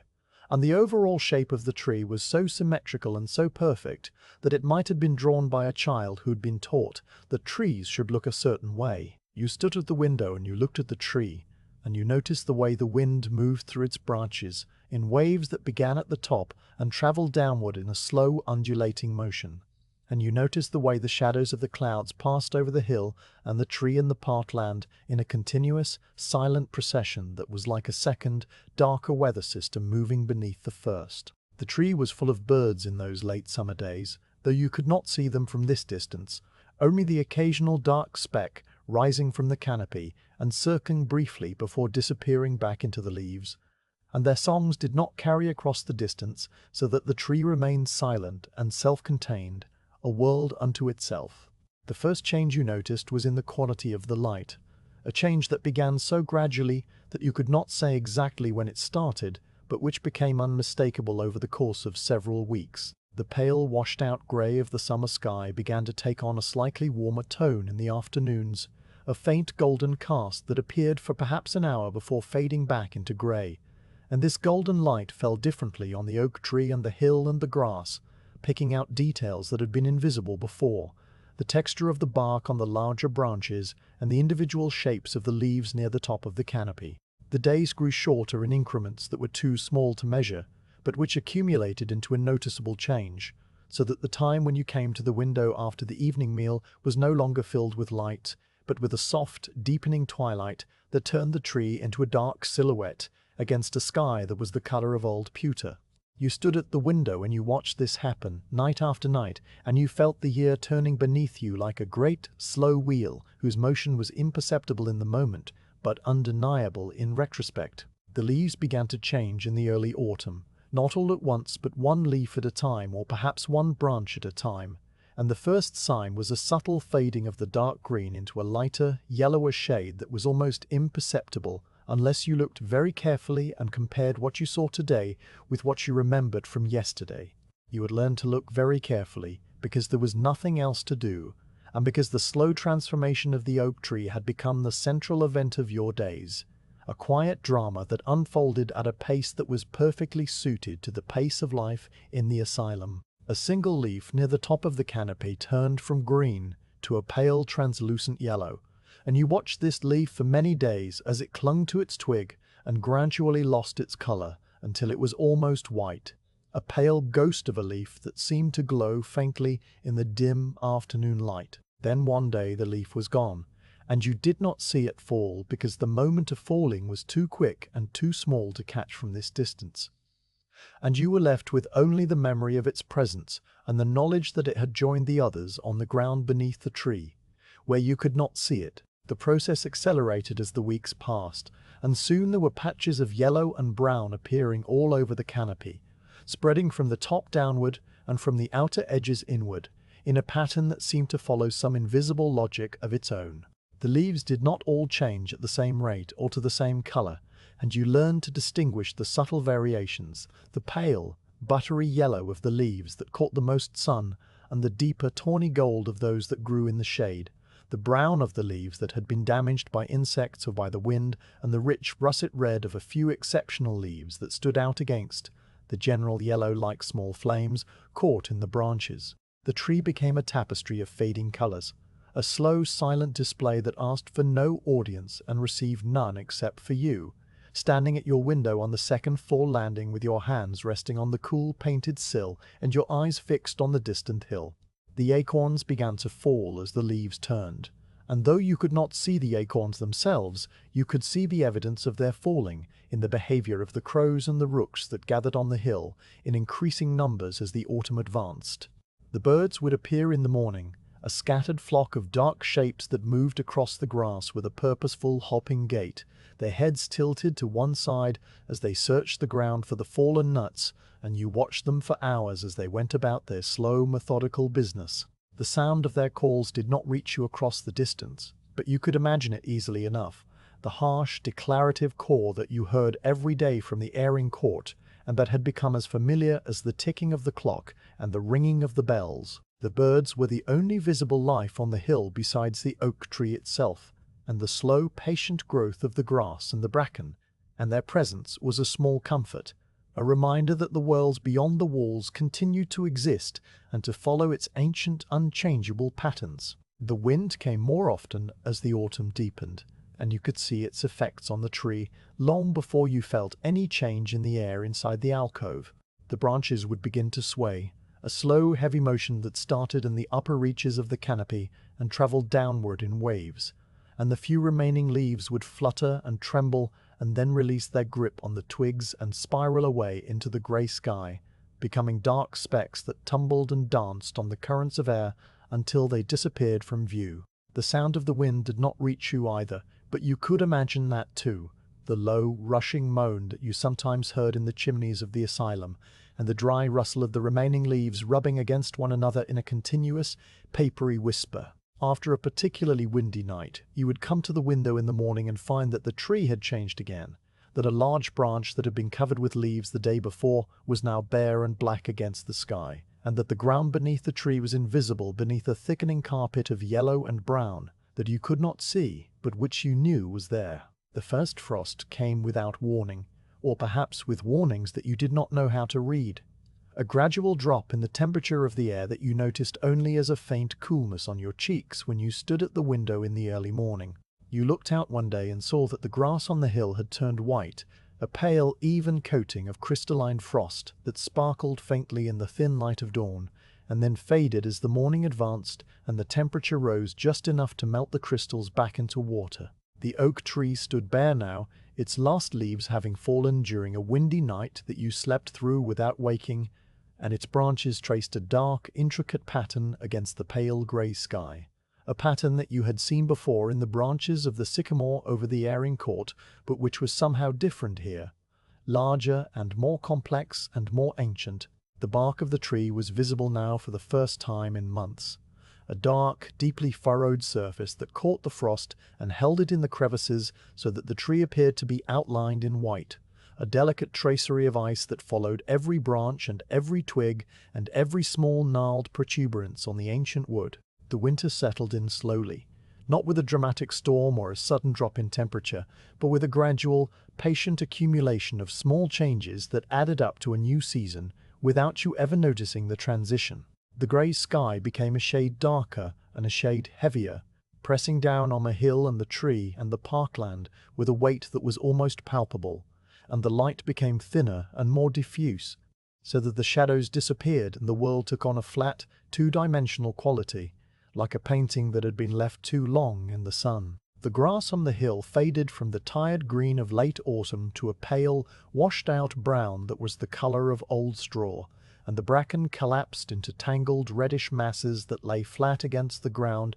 and caught the frost in delicate, lacy patterns. The birds disappeared, or perhaps they simply became less visible against the darkening sky, and the hill was empty and still, except for the slow, patient presence of the oak tree and the occasional drift of a single leaf that had been caught in a crevice of the bark, and now finally released its hold and fluttered down to join the others on the invisible ground. The snow came once, a light, dry snow that fell for most of a day and into the night and left a thin, even coating of white on every surface that you could see from the window. The oak tree was transformed by the snow into something strange and beautiful, its dark branches outlined in white, and its trunk mottled with patches of snow that had stuck to the rough bark on the windward side. The hill was a smooth, unbroken expanse of white that erased all the details of the grass and the bracken and the hawthorn bushes, leaving only the pure, abstract shape of the land itself.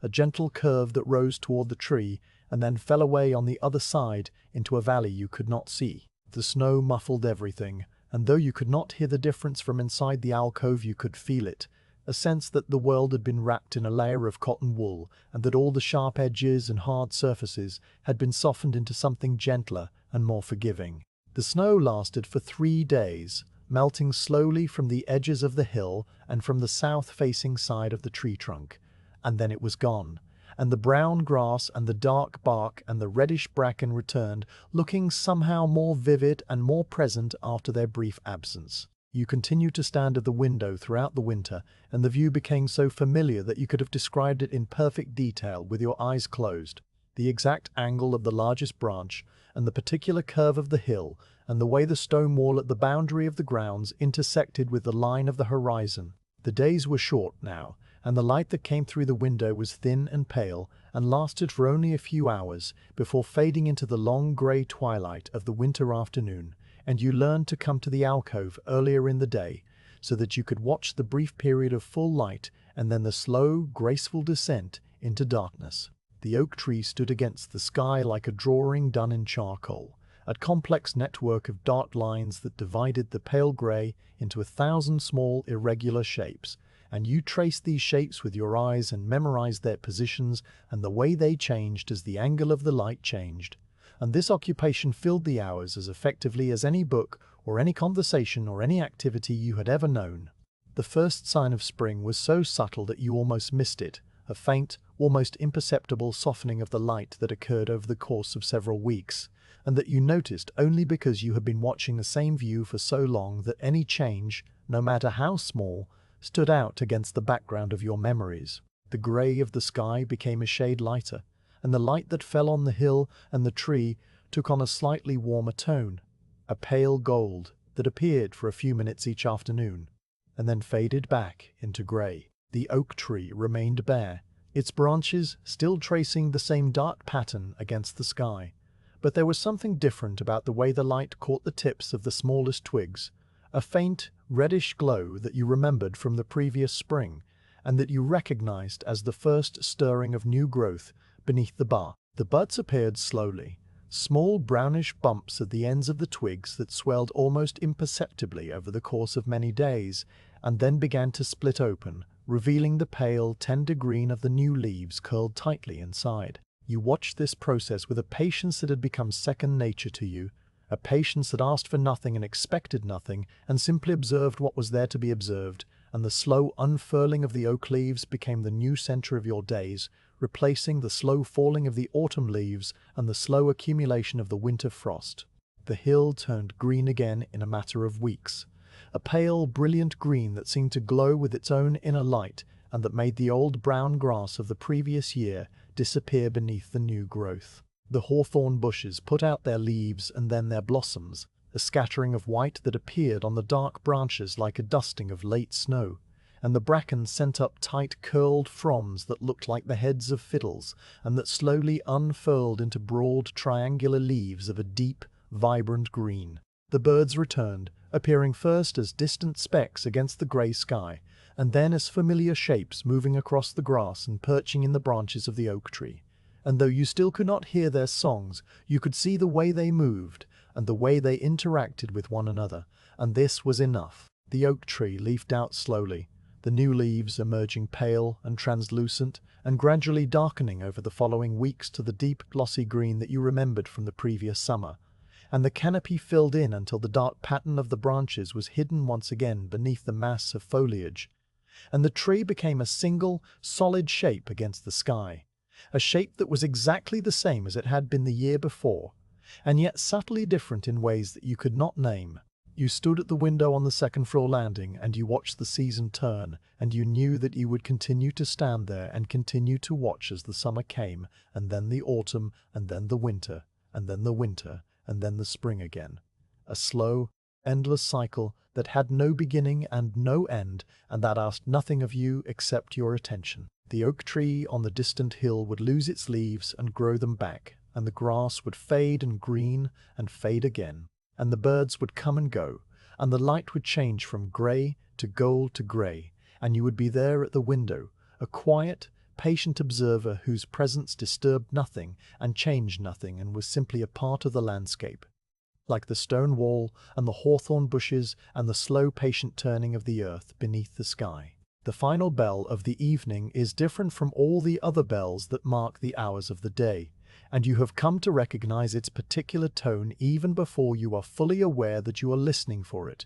A single low note that seems to rise up from somewhere deep in the foundations of the building and spread outward through the stone and the timber and the plaster until it reaches every corner and every room and every patient waiting in the dimness. This bell does not demand a response or signal a change in activity. It simply announces the approach of night and the beginning of the long, quiet hours when the asylum settles into itself and the world outside recedes into a darkness that is absolute and complete. You hear it now as you sit in your chair in the day room with the grey wool blanket across your knees, and you feel the sound as much as you hear it, a low vibration that passes through the floorboards and into the soles of your feet, and then fades away into the general silence that follows. Around you, the other patients are stirring, rising slowly from their chairs and folding their blankets and placing them on the seats where they will wait through the night for the morning that will come eventually. And you rise with them because that is what you do now. You rise when others rise, and you move when others move, and you follow the slow shuffling procession out of the day room and into the corridor where the gas lights have been turned down,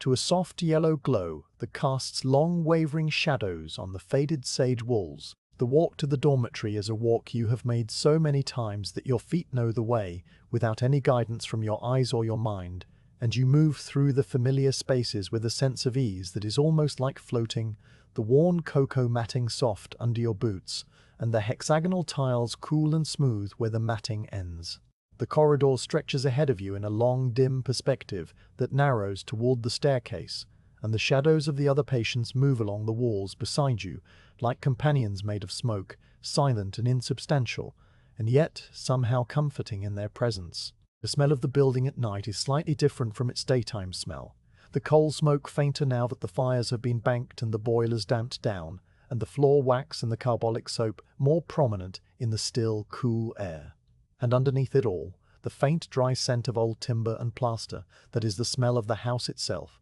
the smell of a place that has stood for a very long time and will continue to stand long after everyone now walking through its corridors has gone. You climb the worn stone steps with your hand resting lightly on the dark wooden banister, and the curve of the staircase takes you up into the higher reaches of the house where the ceilings are lower and the corridors narrower and the doors painted that soft ivory cream that has yellowed with age to the color of old parchment. Your room is at the end of the corridor, past the washroom and past the small linen closet where the clean sheets and pillowcases are stored in neat, folded stacks. And you know the exact number of steps it takes to reach your door because you have counted them many times on many nights just like this one. Though the number itself is not important and you do not consciously remember it, it is simply a part of the deep bodily knowledge that you have acquired during your time in this place. The door to your room stands open, as it always does at this hour,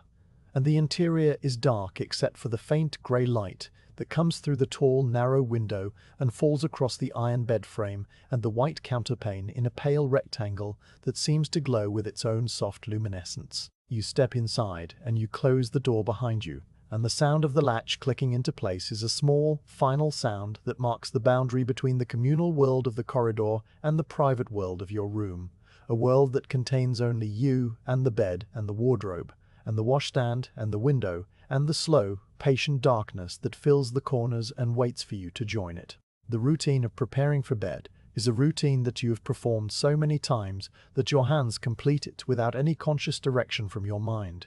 and you move through the small, familiar actions with a slowness that is perfectly suited to the hour and the dimness and the deep, settling quiet of the house. You remove your boots first, unlacing them with fingers that know exactly how much pressure to apply and exactly which loops to pull, and you place them side by side on the floor at the foot of the bed where they will wait through the night and be ready for you in the morning. The stockings come next. Thick wool stockings that have been darned many times in the heels and toes and that carry the faint, warm smell of your own feet and the faint, clean smell of the laundry soap, and you fold them and place them on the seat of the wooden chair that stands beside the window. Your outer garments are removed one by one, the wool dress or the wool trousers and the coarse cotton undergarments, and each layer is folded carefully and placed on the chair in a neat stack that will be easy to put on again when the morning bell rings and the new day begins. The air in the room is cool against your bare skin, not unpleasantly so, but simply cool. A coolness that reminds you that you have a body and that your body is tired and ready for rest, and you pull the rough cotton nightshirt over your head and feel the familiar weight of the fabric settling around your shoulders and falling to your knees. The washstand in the corner holds the white china basin and the matching pitcher that you filled with water earlier in the evening,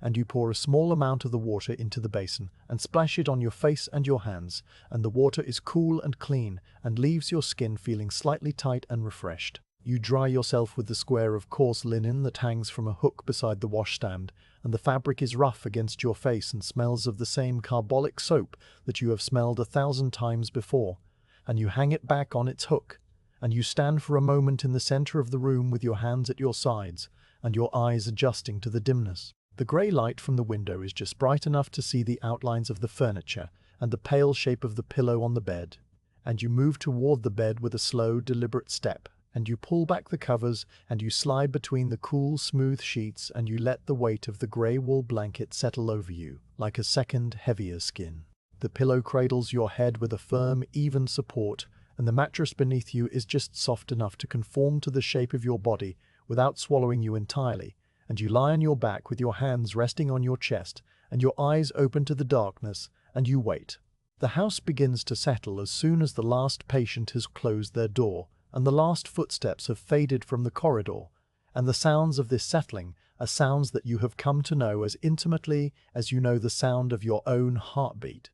A complex, layered composition of creaks and groans and soft, muffled thuds that are the voice of the old building relaxing into the night. The timbers of the roof contract as the temperature drops, and this contraction produces a series of faint, sharp cracks that seem to come from directly above your head, and then from somewhere further away, and then from somewhere else entirely, a scattered, irregular percussion that has no pattern and no rhythm, but which is as familiar as the ticking of the clock in the hall below. The floorboards shift and settle with a sound that is deeper and softer, a low, groaning sigh that travels through the structure of the building and reaches your ears as a vibration, rather than a distinct noise,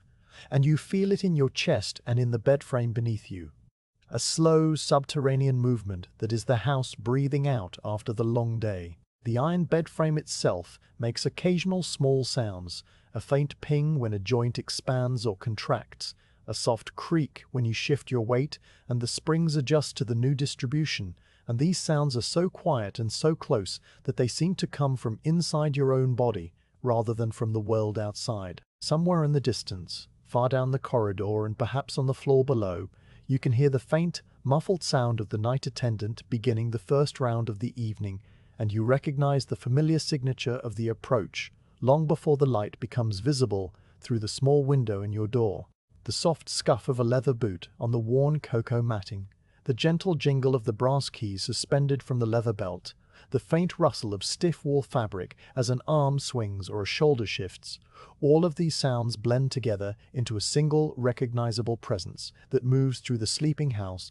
like a slow, patient tide. The light appears first as a faint, golden glow that waxes and wanes and seems to come from nowhere and everywhere at once, and then it grows stronger and more defined as the attendant draws nearer, until you can see the individual flame of the candle lantern through the small window, a single, steady point of light that is surrounded by a soft, diffuse halo and that casts long, wavering shadows on the walls of the corridor. The attendant pauses outside your door, and you can hear the soft sound of breathing and the faint creak of the leather belt as weight is shifted from one foot to the other, and then the light moves on, and the sounds fade, and the corridor returns to its deep, patient darkness. The candle lantern is an object that you have seen many times but never touched, a simple construction of tin and glass with a wire handle and a small shielded flame that burns with a steady yellow light that is just bright enough to see by and no brighter. The attendant carries it on the rounds because the gas lights in the corridors have been turned down to their lowest setting,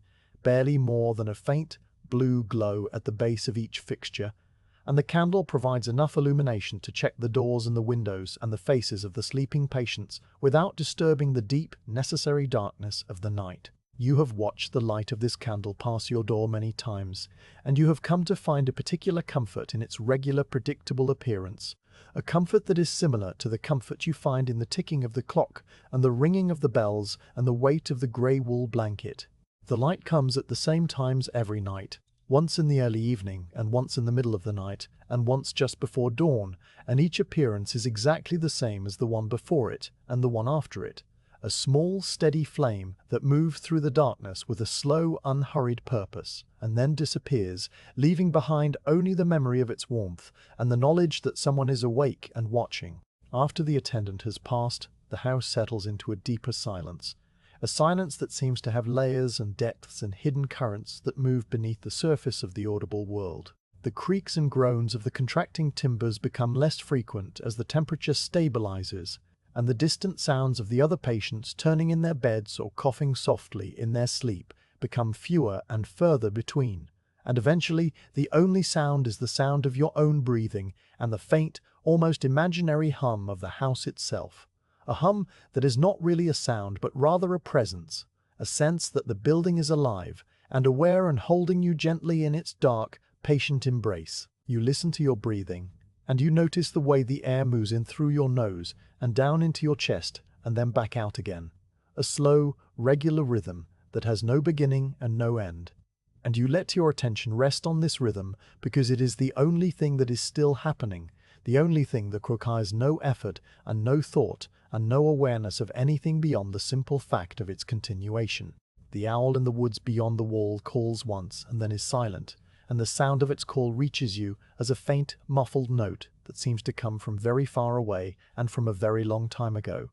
A sound that belongs to a different world and a different kind of night. A night that is wild and dark and full of movement and hunger, and the ancient, unchangeable rhythms of the natural world. You hear the call, and you recognize it for what it is, the voice of a creature that lives beyond the walls and beyond the rules and beyond the slow, patient routines of the asylum. And then you let the sound fade from your awareness, and you return to the sound of your own breathing and the deep, absorbing silence of your room. The owl will call again later, perhaps, or perhaps it will not, and it makes no difference either way because the night will continue and the house will continue to settle, and you will continue to lie in your bed with the grey wool blanket pressing down on your chest and the cool pillow cradling your head.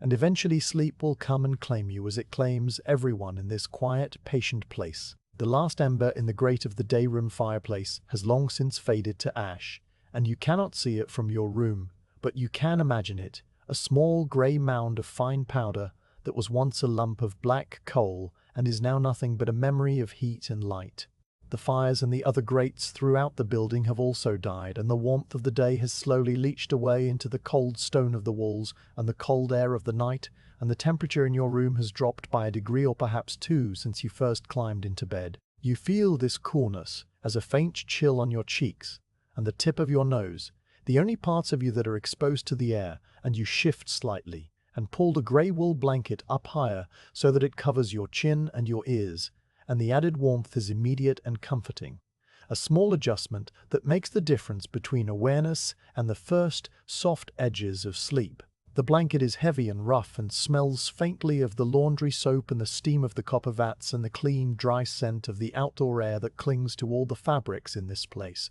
And you breathe in this smell and you let it fill your lungs, and then you breathe out and you feel your body sinking deeper into the mattress and the pillow and the patient, waiting darkness. Your thoughts begin to slow and to fragment, losing their sharp edges and their connections to one another, and becoming instead a soft, drifting stream of images and impressions that flow through your mind without any direction or purpose. You see the oak tree on the distant hill, bare and black against the pale grey sky, and then the image shifts, and you see the steam rising from the copper vats in the laundry, curling up toward the high, beamed ceiling, and then the image shifts again, and you see the white hexagonal tiles of the hydrotherapy room, and the slow, wobbly rivulets of condensation running down the walls. These images are not memories in the usual sense, not scenes that you are actively recalling or examining, but rather fragments of your days that have detached themselves from their original contexts and are now floating free in the quiet, undemanding space of your mind. And you watch them come and go with a gentle, passive attention that requires no effort and no response. The grey wool blanket and the ticking of the clock and the faint, distant jingle of the attendant's keys are also present in this floating world, not as distinct sensations, but as a kind of background texture, a constant, reassuring presence that anchors you to the room and the bed, and the slow, steady approach of sleep. The last thing you are aware of before the darkness closes over you is the sound of the house taking one final deep breath, a long, slow exhalation that seems to come from the very stones of the foundation and that travels up through the walls and the floors and the floors and the roof until it dissipates into the cold night air. The sound is not a creak or a groan or a sigh, but something in between all of these, a sound that is unique to this place and this hour, and that you have heard 100 times before on 100 nights, just like this one. It is the sound of the old asylum settling into sleep. The sound of a building that has stood for a very long time and will stand for a very long time to come.